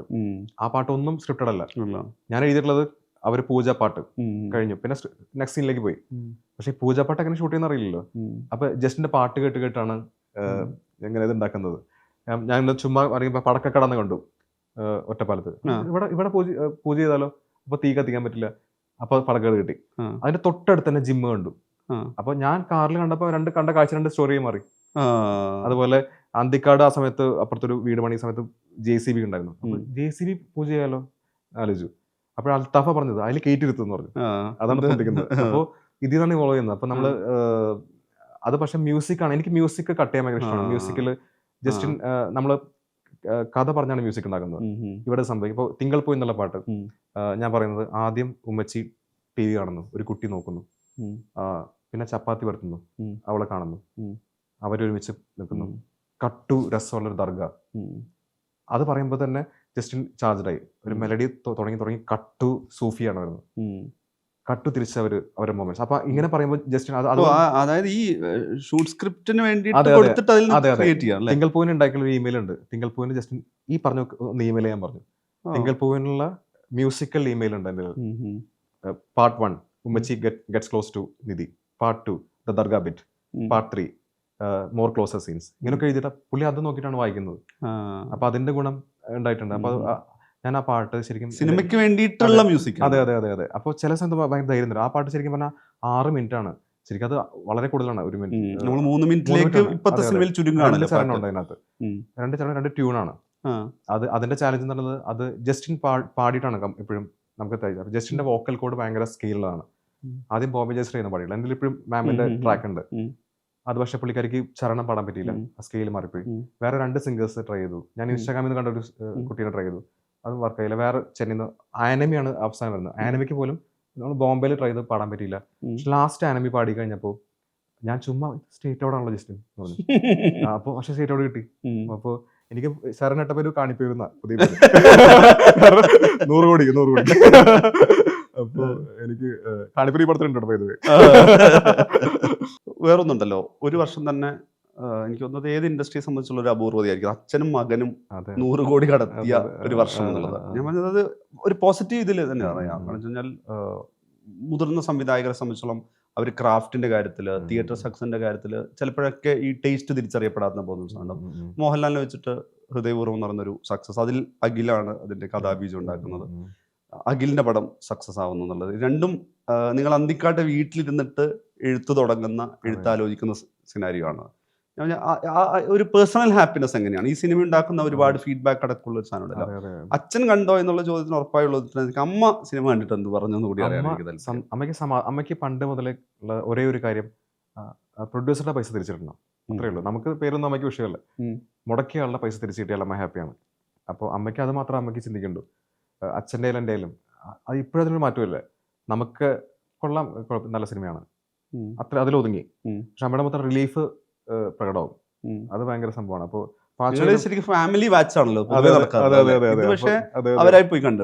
അപ്പോൾ അമ്മ, പക്ഷെ ഞാൻ ഓർമ്മയുള്ളത് ഓണത്തിന് ഫസ്റ്റ് ഹാഫ് ആണെങ്കിൽ അമ്മ ഇരുന്നിരുന്നു, അച്ഛൻ അമ്മനെ കൊണ്ടിരുത്തി. അപ്പൊ അമ്മ കണ്ടിരുന്നു. അപ്പൊ അമ്മയ്ക്ക് അപകടമെല്ലാം മനസ്സിലായി, കുഴപ്പമില്ലാവില്ല. അമ്മയ്ക്ക് ഇമോഷനൊക്കെ ഇഷ്ടമാണ്, ഇമോഷനുള്ള സിനിമകളൊക്കെ ഇഷ്ടമാണ്. കാമ്പ് വേണം അമ്മയ്ക്ക് എപ്പോഴും. ടൂ മച്ച് ലൗഡ് ഹ്യൂമർ നമുക്ക് അങ്ങനെ വർക്കാവില്ല. അപ്പൊ അമ്മയുടെ ടൈപ്പ് പടമാണ് സർവമായ, ശരിക്കും പറഞ്ഞാൽ അത് വർക്കായി. അപ്പോൾ ഹൃദയവാസം എഴുത്തിലും അമ്മയുണ്ടല്ലോ. ഞാൻ എപ്പോഴും അമ്മയുടെ ഒരു അത് അമ്മ ശരിക്കും നമുക്ക് സെറ്റ് ചെയ്ത് തന്നിട്ടുള്ള ജീവിത സ്റ്റേജാണ് നമ്മൾ പിന്നെ ഉണ്ടാക്കിയത്. അച്ഛൻ പിന്നെ ഇപ്പൊ അച്ഛനെ കളിയൊക്കെ ഇപ്പൊ നീ ഇന്റർവ്യൂ മനീഷിന്റെ നീ പണ്ട് പറഞ്ഞില്ലേ, നമ്മുടെ സെയിം ഇന്റർവ്യൂ പണ്ട് അച്ഛൻ്റെ. ഇപ്പൊ എനിക്ക് മോന്റെ കൂടെ നിൽക്കാൻ പറ്റില്ല ഈ വർഷം കാര്യമായിട്ട്. ഇപ്പൊ എന്തായി, നീ അന്ന് വലിയ വാചകം അടിച്ചില്ലെന്ന് പറഞ്ഞു. അതെനിക്ക് മനസ്സിലായി. കാരണം നമുക്ക് സിനിമ എന്ന് പറയുന്നത്, എനിക്ക് ഒരു ഞാൻ എണീക്കാൻ മടിയുള്ള 8 മണിക്ക് എണീക്കുന്ന 9 മണിക്ക് ആളാണ്. പക്ഷെ കഴിഞ്ഞ ഒരു മാസം ഞാൻ 6 മണിക്ക് എണീക്കും. എനിക്ക് ചിന്തിക്കാനും പറ്റില്ല 6 മണിക്ക് എന്നുള്ളത്, ചിന്തിക്കാൻ പറ്റില്ല. പക്ഷെ 3 മണിക്ക് കിടന്നാൽ 6 മണിക്ക് എഴുന്നേറ്റിട്ട് ഞാൻ പടത്തിന്റെ കണ്ടുകൊണ്ടിരിക്കും. ലാസ്റ്റ് ഞാൻ എപ്പോഴും എനിക്ക് ലാസ്റ്റ് 15 മിനിറ്റ് ഞാൻ എപ്പോഴും റീവാച്ച് ചെയ്യും. ഒരു 1000 തവണ കണ്ടുണ്ടാവും ഈ സിനിമയുടെ. കാരണം എവിടേക്കാണ് ഒരു പോയിന്റ് കുറയ്ക്കാൻ പറ്റുക, അനാവശ്യമായി മോശിക്കുന്നത് എന്താണ്, അത് കളഞ്ഞിട്ടുണ്ട് കുറെ. ഒരു ഷോട്ട് കളയാൻ പറ്റുമോ, എന്തൊക്കെ കളയാൻ പറ്റുന്ന മാത്രം ചിന്തിക്കുന്നത്. അതാണ് കഴിഞ്ഞ നവംബർ മുതൽ എല്ലാ 6 മണിയും ഞാൻ എണീക്കും തന്നെ. ലേറ്റ് ആയിട്ട് ഉറങ്ങിയാൽ പോലും ലാസ്റ്റ് അതായത് എക്സാക്ട്ലി പ്രേതം പോകുന്ന മൊമെന്റ് മുതൽ റീവാച്ച് ചെയ്യും. ഒരു സെക്കൻഡ് പോലും കുറയ്ക്കാൻ പറ്റിയല്ലോ എന്നുള്ളതാണ്. അപ്പോൾ വൈഫ് ഞെട്ടിപ്പോകും, ഇത് എന്താണ് ഇങ്ങനെ, ഞാൻ ഇപ്പൊ കളയാൻ പറ്റിയ കളഞ്ഞില്ലേ, അല്ലെങ്കിൽ അത്ര ആൾക്കാർ ഒരു സെക്കൻഡ് പോയില്ലേ, ഇത്രയും കോടി ആൾക്കാർ ഒരു സെക്കൻഡ് ലൈഫിൽ പോയില്ലേ ഞാൻ കാരണം, അത് കളഞ്ഞാൽ അവർ രക്ഷപ്പെട്ടില്ലേ. അതാണ്. പക്ഷെ അതുകൊണ്ട് ആ ഒരു കുറുക്കിയെടുത്ത ഗുണം ഉണ്ടായിട്ടുണ്ട് ഇതില്. അപ്പോൾ എനിക്കുള്ള ഹൃദയബോധത്തിലും അനൂപ് ഭയങ്കരമായിട്ട്, അനൂപിന്റെ സ്വന്തം പടം അനൂപ് വർക്ക് ചെയ്തിട്ടുണ്ട്. അതിന്റെ ശരിക്കും ഫൈനൽ എഡിറ്റ് ചെയ്തിട്ടുള്ള അനൂപാണ്. അത് അതിന്റെ ഒരു ആ ക്രാഫ്റ്റ് വന്നിട്ടുണ്ട് അനൂപിന്റെ. ആ സിനിമ ഇൻട്രസ്റ്റിംഗ് ആണ് ശരിക്കും. നമ്മള് ലാൽ സാറിന്റെ ഒരു രസമുള്ള റോംകോം ഉണ്ടാക്കാം. അച്ഛനാണ് ആദ്യം ഒരു സാധാരണക്കാരൻ, പക്ഷെ ഞാൻ ആലോചിച്ചു മോഹൻലാൽ സായി പല്ലവി ഒരു സിനിമ, അവർ തമ്മിൽ പെയറല്ല എന്നൊരു ഇൻട്രസ്റ്റിംഗ് ഒരു ബന്ധം ഉണ്ടാവും. അപ്പൊ അൽത്താഫാണ് ഒരു ദിവസം, അപ്പൊ അൽത്താഫിന് അത് പിടിക്കാം എന്ന് പറഞ്ഞു. അപ്പൊ അച്ഛൻ പറയുന്നത് നീ അതൊക്കെ ആയിരിക്കും പൈസ തരാം എന്ന് പറയുന്നു. അപ്പോ ആ സമയത്ത് അൽത്താഫ് ട്രെയിനിൽ, ഞാൻ ചെന്നൈയിൽ നിന്ന് ട്രെയിനിൽ ചാടി കയറി കിടന്ന് ബർത്ത് വിരിച്ച് കിടക്കുമല്ലോ നമ്മള്, കിടത്ത് അപ്പോൾ 3 ടയർ എണീക്കാൻ പറ്റില്ല, കിടന്നു നടുവിലാണ്. ആ കിടക്കുന്ന സമയത്ത് അൽത്താഫ് ഫോട്ടോ വയ്ക്കാണ്. ഈ ഫോട്ടോ കണ്ടു നോക്കുമ്പോൾ അത് ഞാൻ പറഞ്ഞു മോഹൻലാൽ സായി പല്ലവി എന്ന് പറഞ്ഞിട്ടുണ്ട്. അപ്പോൾ ഒരു പെൺകുട്ടി US-ലോ മറ്റുമാണ്, അവൾ ഇമോഷണൽ ആയിട്ടൊന്ന് കരയുന്നു, കല്യാണമാണ്, ബ്രൈഡാണ്, അടുത്തൊരാൾ കൈപിടിച്ച് നിൽക്കുന്നു. അതായത് അവളുടെ മരിച്ചുപോയ അച്ഛന്റെ ഹാർട്ട് കൊടുത്തുള്ളതാണ് കൈപിടിക്കുന്നത് പള്ളിയിലേക്ക്. ഇതൊരു ഇമോഷണൽ സാധനമാണ്. ഇത് നമ്മൾ കണ്ടിട്ടുണ്ട് സിനിമ, മറ്റേ പത്രത്തിൽ കാണാറുണ്ട്, ഒരു മരിച്ചുപോയ കൈ പിടിച്ച് കരയുന്നു. ഞാൻ ആലോചിച്ചത് ഇതിലെ ഹ്യൂമർ എങ്ങനെ ഉണ്ടാക്കാന്ന് ആലോചിച്ചത്. പക്ഷെ അപ്പൊ എനിക്ക് നെറ്റ്വർക്ക് ആയിരുന്നു കിട്ടിയില്ല അൽത്താഫിനെ. പക്ഷെ ആ രാത്രി ആ 3, എനിക്കെപ്പോഴും ഹൃദയം എന്ന് പറയുമ്പോൾ എനിക്ക് ഓർമ്മയുള്ളത് ആ 3 ടയറാ. എന്റെ ആ നീല വെളിച്ചവും തണുപ്പും മേസിയും പുതപ്പാണ്. അവിടെ ആ രാത്രിയിലാണ് ഇതിന്റെ കഥ ഉണ്ടാവുന്നത്. അതിൽ തന്നെ ഒരു രൂപരേഖ ഉണ്ടായി. പുള്ളി പൂനെ എന്നുള്ള എന്റെ കൂടെ വെക്കുന്ന ആരൻ പറയുന്നത് പൂനെ ഭയങ്കര രസമാണ്. അപ്പൊ ഇതിലൊരു സീനിൽ അഭിനയിച്ചിട്ടുണ്ട്. അതെ. അപ്പൊ ഞാൻ ഇടയ്ക്ക് നസ്ലിനൊക്കെ വെച്ചിട്ട് പൂനെയിൽ ഒരു കഥ ഉണ്ടാക്കിയാലോ, നസ്ലിൻ പൂനെയിൽ, അങ്ങനെയൊക്കെ പൂനെ അവിടെ കിടക്കുന്നുണ്ട് മനസ്സിനകത്ത്. ഇവിടെ പൂനെ പ്ലേസ് ചെയ്യാണ്. അതായത് ലാൽ സാർ ഇമോഷനാണ്, നമുക്ക് സെന്റിമെന്റ്സ് ക്രിഞ്ച് പറ്റില്ല. അപ്പൊ അച്ഛൻ ഹ്യൂമർ ചെയ്യിക്കാണ്, ലാൽ സാറിന്റെ ഹ്യൂമർ. നമുക്കൊരു മോഹൻലാലിന്റെ പ്രേമലു, അതായത് ഇയാള് ഭയങ്കര തെമ്മാടിത്തരം കാണിക്കണം. അതായത് ഹാർട്ട് തന്ന അയാളുടെ മകളോട് ഇയാൾക്ക് പ്രേമമാണ്. അത് ഭയങ്കര ഗ്രാറ്റിറ്റ്യൂഡ് ഇല്ലാതെ അയാൾ പക്ഷെ റിയൽ പ്രേമമാണ്. ഞാൻ ആക്ച്വലി 50s കഴിഞ്ഞുള്ള പ്രണയത്തിനെ കുറിച്ചൊക്കെ MT സാറിന്റെ വാക്കുണ്ട്, 50 കഴിഞ്ഞ പ്രണയം മജ്ജയിൽ പിടിക്കുന്ന വാക്കുണ്ട്. അപ്പൊ അങ്ങനെ എന്തോ ആണ്, അസ്ഥിയിൽ പിടിക്കുന്നു എന്തോ. അപ്പൊ 50 കഴിഞ്ഞ ആൾക്ക് ഉള്ള പ്രണയം അത് സംഭവിക്കുന്നത് തനിക്ക് ഹാർട്ട് കൊടുത്ത ആളുടെ മകളോട്. അവിടെ ഹ്യൂമർ കിട്ടാനുള്ള ഫുൾ പോസിബിലിറ്റി ആണ്. അന്ന് കൂടെ അൽത്താഫ് ആയിരുന്നു ഹോംനെസ് ആയിട്ട്. അൽത്താഫായിരുന്നു സംഗീതന്റെ ക്യാരക്ടർ. പിന്നെ അൽത്താഫ് ഡേറ്റ് ഓടുകുതിരയുടെ പക്ഷെ ഗുണമായി. അപ്പൊ അമൽ ഡേവിസിന്റെ സംഗീതന്റെ വന്നു. സംഗീതം വേറെ റോളായിരുന്നു, അത് അവിടെ ഇങ്ങോട്ട് മാറ്റിയതാണ്. അപ്പോൾ അങ്ങനെയാണ് അതിന്റെ. അപ്പൊ അച്ഛൻ ചാർജ്ഡായി ഇത് കേട്ടപ്പോൾ. അച്ഛൻ ആഗ്രഹിക്കുന്നത് ഒന്നാമതൊരു അർബൻ മോഹൻലാലാണ്, നാടൻ മോഹൻലാലല്ല. സ്മാർട്ടാണ്. നമ്മൾ തുടരുമില് തകർന്നു പോയ അച്ഛനാണ്, റിവെഞ്ച് എടുക്കുന്ന അച്ഛനാണ്, എമ്പുരാനിൽ കോട്ട സൂട്ടിട്ടുള്ള ആളാണ്. അതൊക്കെ ബ്രേക്ക് ചെയ്തിട്ട് എല്ലാ ഇഷ്യൂസും ഉള്ള കുറച്ച് ഗ്രേ സ്കെയിലാണ്, നമുക്ക് ഗ്രേ ആണ് പുള്ളി, എന്നാൽ പാവമാണ്. അങ്ങനത്തെ ഒരു കുടുങ്ങുന്ന മോഹൻലാലിന് ഇഷ്ടമാണ് ആൾക്ക്. അത് മാത്രമല്ല എന്റെ കഥ ശരിക്കും പറഞ്ഞാൽ. അതാണ് നമ്മുടെ ആശയം. അച്ഛൻ അതിൽ നിന്ന് ഉണ്ടാക്കിയാണ് സോനു ടീപ്പിൽ നിന്ന് റൈറ്റർ അച്ഛൻ കൊണ്ടുവന്നു. സോനുവാണ് അതിനകത്ത് ഹ്യൂമർ എലമെന്റ് പൊലിപ്പിക്കുന്നത്. നമ്മൾ സിറ്റുവേഷൻ മാത്രം ഉണ്ടാക്കുന്നുള്ളൂ ഇങ്ങനെ സംഭവം. പക്ഷെ അതിനകത്ത് ഈ അനൂപിന് പറ്റിയ കാര്യമാണ്. ബാക്കിൽ അനൂപ് ജിമ്മിൽ പോയിട്ട് ലിഫ്റ്റ് ചെയ്തപ്പോൾ അനൂപിന്റെ ബാക്ക്, അപ്പൊ ഡോക്ടർ പറഞ്ഞത് ഇരിക്കാൻ പറ്റില്ല, നിക്കാം കിടക്കാം. അപ്പൊ ഈ സാധനം സർവമായിൽ എടുത്തിരുന്നു. അജു വീഴുമ്പോ അപ്പൊ ഇതാണ് പിന്നെ ഇതിലേക്ക് മാറ്റിയത്, ലാൽ സാറിന് കൊടുത്തത്. അന്ന് സർവമയുടെ കഥ ഉണ്ടായിരുന്നു. അപ്പൊ അജുവിന് പറ്റുന്ന സംഭവമായിരുന്നു അനൂപിന്റെ റിയൂസ് ചെയ്താണ്. അത് മാറ്റിയിട്ട് ഇതിലേക്ക്. അപ്പൊ പുള്ളി പൂനെ കൊടുക്കാൻ കാരണമായി. ഇരിക്കാൻ പറ്റില്ല, നിക്കാം കിടക്കാം. അപ്പൊ അതുവരെയാണ്. പക്ഷെ അവിടെ നിന്ന് അങ്ങോട്ട് ഇത് ഞാൻ പോയിന്റ് അച്ഛനായിട്ട് ഇരിക്കുന്ന ഭയങ്കര രസം. അച്ഛനായിട്ട് രാത്രി സോഫയിൽ വന്നിരിക്കും. നമ്മൾ പകരുമ്പോൾ ഇങ്ങനെ ആലോചിച്ചിട്ട് അച്ഛനായിട്ട് സോഫയിൽ വന്നിട്ട് പറയും. അച്ഛൻ അപ്പൊ തന്നെ ചാർജ് ആവും. അച്ഛൻ അപ്പൊ തന്നെ ക്യാരക്ടേഴ്സ് ഉണ്ടാക്കും. ഇപ്പൊ സംഗീതയുടെ ക്യാരക്ടർ, അപ്പൊ അമ്മയ്ക്ക് പ്രണയിക്കോട്ടെ, അപ്പൊ അമ്മ വന്നു. ഒരു ഓക്കെ പണിക്കർ വന്നോട്ടെ, അപ്പൊ അത് വന്നു. അപ്പൊ അങ്ങനെയാണ്. അപ്പൊ ഞാൻ അച്ഛന്റെ അസിസ്റ്റന്റ് ആയതുകൊണ്ട് എനിക്ക് അച്ഛനായിട്ട് ഭയങ്കരമായിട്ട് പെട്ടെന്ന് ഉണ്ടാക്കാൻ പറ്റും, ക്രിയേറ്റ് ചെയ്യാൻ പറ്റും. അച്ഛന്റെ റൈറ്റ് ഹാൻഡ് ആയിരുന്നു ശരിക്കും ഞാൻ പ്രകാശം വരെ. അപ്പൊ അതുകൊണ്ട് എനിക്ക് അച്ഛനായിട്ടുള്ള ഒരു കൊളാബറേഷൻ ഭയങ്കര ഇഷ്ടമാണ്. അപ്പോൾ ഇപ്പോഴും ഞാൻ ആഗ്രഹിക്കുന്നത് കളിക്കളം പോലെ സിനിമ അച്ഛനായിട്ട് ചെയ്യാൻ ആഗ്രഹമുണ്ട്. അച്ഛൻ ഡയറക്റ്റ് ചെയ്തു. നിങ്ങളുടെ ഇന്റർവ്യൂവിൽ പറയുന്നത് അതെ, അതെ, അതെ. തുടർച്ച ആഗ്രഹിക്കുന്നു. അതെ, അതെ. അപ്പോൾ ഞാനിപ്പോൾ നോക്കുമ്പോൾ ഞാൻ പറഞ്ഞു, ഇപ്പോൾ പിൻഗാമി പോലെ തന്നെ അർത്ഥം എന്നുള്ള സിനിമ അതാണ് ബെൻ പറയുന്നത്. നരേന്ദ്രൻ. അർത്ഥം ടോട്ടലി ഓഫാണ്. പിൻഗാമിയേക്കാളും നോൺ സത്യനേക്കാളും അർത്ഥം.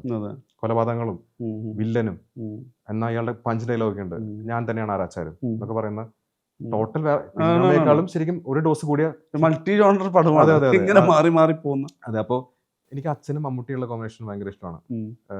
മമ്മൂക്കയും അച്ഛൻ തമ്മിൽ. അപ്പോൾ ഇപ്പോഴും നമ്മളെപ്പോഴും കളിക്കളം ഒക്കെ ആലോചിക്കും. അതിന് പേരില്ലാത്ത ക്യാരക്ടർ അത് ഭയങ്കര ശരിക്കും പറഞ്ഞാൽ ഫഹദിന് ഭയങ്കര ഇഷ്ടമാണ് കളിക്കളത്തിന്റെ. അപ്പൊ നമ്മളെ ചുമ്മാ ആലോചിക്കും ഫഹദ് ആണെങ്കിൽ എങ്ങനെയായിരിക്കും കള്ളൻ, ഫഹദും മമ്മൂക്ക ആണെങ്കിൽ എങ്ങനെയായിരിക്കും. അത് തന്നെ നമുക്കൊരു സ്വപ്നതുല്യമായ ഒരു സിനിമയായിട്ട് മാറണം. അപ്പോൾ അതൊക്കെ ആഗ്രഹങ്ങളാണ്. അപ്പോൾ അച്ഛനായിട്ട് അതുപോലെ ഹൃദയപുത്ര സമയത്ത് സോനു ടി പി എന്നുള്ള അതിലെ ഒരു കോമ്പിനേഷൻ 70 വയസ്സ് കഴിഞ്ഞ അച്ഛനും 30 വയസ്സ് കഴിഞ്ഞ ഒരു റൈറ്ററും എന്നൊക്കെയാണ് അവിടെ. അപ്പൊ അവര് തമ്മിൽ ക്രിയേറ്റ് ചെയ്യണം. പിന്നെ അവനാണ് എല്ലാ സന്ധി പേരിടുന്നൊക്കെ അവനാണ്. ഈ ജെറി എന്നുള്ള ക്യാരക്ടറിന്റെ ഹ്യൂമറൊക്കെ സോനുടെ വരുന്നതാണ്. മറ്റേ അവന്റെ കുറെ സ്പോണ്ടേനിയസ് ഹ്യൂമർ ഉണ്ട്. അത് പടത്തിന്റെ സ്ട്രക്ചർ തന്നെ ഉണ്ടാക്കി അവരൊരുമിച്ച് അത് ഉണ്ടാക്കി. പിന്നെയാണ് അനൂപ് വരുന്നത്. അപ്പൊ വേറൊരാൾ ഇൻപുട്ട് വരാണ്. അത് ശരിക്കും ഞാൻ പറയുന്ന ഒരു പാത്രത്തിലേക്ക് എല്ലാവരും ഇടുന്ന പോലെയാണ്. അച്ഛൻ പാത്രമാണെങ്കിൽ അതിലേക്ക് എല്ലാവരും ഇൻപുട്ട് ഇട്ടിട്ട് കോൺട്രിബ്യൂട്ട് ചെയ്യുന്നതാണ്. അച്ഛനൊരു വേറെ സിനിമ ഉണ്ടാക്കി, പുതിയ സിനിമ ഉണ്ടാക്കി. അത് വളരെ ലൈറ്റ് വെയിറ്റ്, നമ്മൾ അതിനെ കുറിച്ച് ഒന്നും അവകാശപ്പെടുന്നില്ല, അത് വലിയ ക്ലാസിക് ആണെന്ന്. പക്ഷെ ആ സമയത്ത് ആ സിനിമ ആവശ്യമായിരുന്നു. മോഹൻലാലിനെ അങ്ങനെ കണ്ടു കുറെ നാളായി. ലാൽ സാറിന്റെ ഏറ്റവും രസമുള്ള കുറെ എക്സ്പ്രഷനും എന്നാൽ ലൈറ്റ് വെയിറ്റ് ആണ് സിനിമ. നമുക്ക് രസമായിട്ട് കണ്ട് തീർന്ന് ഹാപ്പി ആയിട്ട് പോകാൻ പറ്റും. അപ്പൊ അതിനകത്തേക്ക് എല്ലാവരും ഇൻപുട്ട് ചെയ്ത് ആ സിനിമ തിയേറ്ററിൽ വർക്ക് ചെയ്ത് ഭയങ്കര ഒരു ധൈര്യമായി എനിക്ക്. സർവമായ എനിക്ക് അതാണ് ഞാൻ അതെ ഒരു ഈ സർവമായി വർക്കാവുന്ന എനിക്ക് മനസ്സിലായി. ഒരു ധൈര്യം കിട്ടി. ആ സിനിമ തിയേറ്ററിൽ ഫാമിലി വന്നു. ലോക പോലെ വൻ ഹിറ്റ് വന്നിട്ടും 75 ക്രോസ് തിയേറ്ററിൽ കളക്ട് ചെയ്തത്. അപ്പൊ അത് ഭയങ്കര ഒരു അപ്രൂവലായി നമുക്ക്. അച്ഛനെ കുറിച്ച് അച്ഛനാണെങ്കിൽ എല്ലാവരും പറയല്ലോ മക്കളെ വന്നുകൊണ്ട് പുള്ളി അച്ഛൻ ഭയങ്കര അപ്ഡേറ്റ്, അവരും അറിയുന്നില്ല. ഇപ്പൊ ഞാൻ പ്രകാശ് എന്നുള്ള സിനിമയുടെ ലാസ്റ്റ് 10 മിനിറ്റ് ഭയങ്കര ഇഷ്ടം. അത് ഭയങ്കര മോഡേൺ ആണ്. ഞാൻ പ്രകാശ് ലാസ്റ്റ് 10 മിനിറ്റ് ഭയങ്കര ക്രാഫ്റ്റ്. അത് അച്ഛന്റെ ക്രിയേഷനാണ്. മറ്റേ ഹൃദയത്തിൽ മ്യൂസിക് അച്ഛൻ ഞാൻ ഇരുന്നുണ്ട് അതിന്റെ പാട്ടുകളിൽ. ജസ്റ്റിനാണ് ചെയ്തത്. അപ്പോൾ അതിനകത്ത് അച്ഛൻ ഇൻപുട്ട് ചെയ്തിട്ടുള്ള എനിക്കറിയാം, അച്ഛൻ ഇൻപുട്ട് അറിയാം. വിഷ്വൽസിൽ അച്ഛന്റെ ഷോർട്ട് സെൻസ് ഭയങ്കര അച്ഛൻ ആക്ച്വലി രസമുള്ള ഷോർട്ട് വെക്കുന്നതാണ് ഇൻട്രസ്റ്റിംഗ് ആയിട്ട്. മാത്രമല്ല അതൊരു എല്ലാ കാലത്തും നമ്മൾ എടുത്തോളെ വിഷ്വൽ ഹ്യൂമർ ആണ്. സത്യനന്ദിക്കാട് പറഞ്ഞാൽ വിഷ്വൽ ഹ്യൂമർ ആണ്. നമ്മൾ പാടം കാണുവാണെങ്കിൽ ആ പാടത്തിൽ എവിടെയൊക്കെയാ പൊസിഷനിങ്, സ്റ്റേജിങ് എന്ന് പറയുന്നത് പാടം കാണിക്കാനല്ല ഷൂട്ട് ചെയ്യുന്നത്, ക്യാരക്ടേഴ്സിന്റെ പ്ലേസ്മെന്റ്. അപ്പൊ അച്ഛന്റെ ഒരു അപ്ഡേഷൻ ആണ് ഹൃദയപൂർവ്വം ശരിക്കും പറഞ്ഞു. അത് പുള്ളി ഒരു പരീക്ഷണമാണ്, വൻ പരീക്ഷണ ചിത്രമാണ് ഹൃദയപൂർവ്വം ശരിക്കും പറഞ്ഞാൽ. ഒരു ട്രയലാണ്. അത് അച്ഛൻ എൻജോയ് ചെയ്തു. ഞാനും നിവിനും പോലെയാണ്. അതായത് ഞാൻ ചുമ്മാ നിവിനെ മോഹൻലാൽ കളിക്കുന്നത് നമ്മുടെ രസം കൊണ്ടാണ്. അച്ഛനും ലാൽ സാറും തമ്മിൽ ഷൂട്ടിംഗ് ആണ് ഏറ്റവും വലിയ സന്തോഷം. സിനിമ മനപ്പൊരുത്തമാണ്. അതെ, ആ ഷൂട്ടിങ്ങിലെ സന്തോഷമാണ്. നമ്മള് ഇപ്പൊ ഞാൻ പറയല്ലോ എന്റെ മോഹൻലാൽ ഞാൻ വിളിക്കുന്നത്, എനിക്ക് ആ സന്തോഷം കിട്ടുന്നതുകൊണ്ടാണ്. അവർക്ക് സിനിമ സെക്കൻഡറി ആണ്, പടം എന്തെങ്കിലും ആയിക്കോട്ടെ, നമുക്ക് ഷൂട്ട് ചെയ്യാം. അത് ആ രസത്തോടെ ഷൂട്ട് ചെയ്യാന്നുള്ള. ഞാനും നിവിനിപ്പോ സംസാരിക്കുമ്പോ ഷൂട്ട് ചെയ്യാം, കഥ സെറ്റ് ചെയ്യും. ഷൂട്ടിംഗ് ആണ് നമുക്ക് ഒരുമിച്ച് സ്പെൻഡ് ചെയ്യാൻ പറ്റുന്നു. ആ ഒരു ഫ്രണ്ട്സ് തമ്മിൽ ചില്ല് ചെയ്യുന്നു. അതാണ് ആ ഒരു അതവർക്ക് നല്ലപോലെ പറ്റിയിട്ടുണ്ട് ഹൃദയത്തില്. അപ്പൊ അതിനകത്ത് ഇപ്പൊ അനൂപം വരുന്നു. അപ്പൊ എനിക്ക് ശരിക്കും പേഴ്സണലി ഭയങ്കര സന്തോഷമാണ്. എല്ലാം ഒരുമിച്ച് ഈ വർഷം ശരിക്കും ഞങ്ങൾ 3 പേര് വർക്ക് ചെയ്ത സിനിമ തിയേറ്ററിൽ വർക്കായി എന്നുള്ളത് നമുക്കൊരു എല്ലാവരും ഉണ്ടല്ലോ. അനൂപിന്റെ ഓൾമോസ്റ്റ് 8 മാസമുള്ള ഒരു സമയം കൊടുത്തു. അവന്റെ ഒരു പ്രോജക്ട് മാറ്റി വെച്ചിട്ടാണ് വരുന്നത്. അപ്പൊ അത് വീടുണ്ടാക്കി സിനിമ. വീടുണ്ടാക്കി. അപ്പൊ എല്ലാവരുടെയും ഈ വർഷം ഭയങ്കര മോഡൽ ഇയർ ആണ് പേഴ്സണൽ. അതെ അതെ അതെ. അപ്പൊ അത് വൈഫിന് മാത്രം ചെറിയ പരാതി ഉണ്ട് പോയിട്ടാണ്.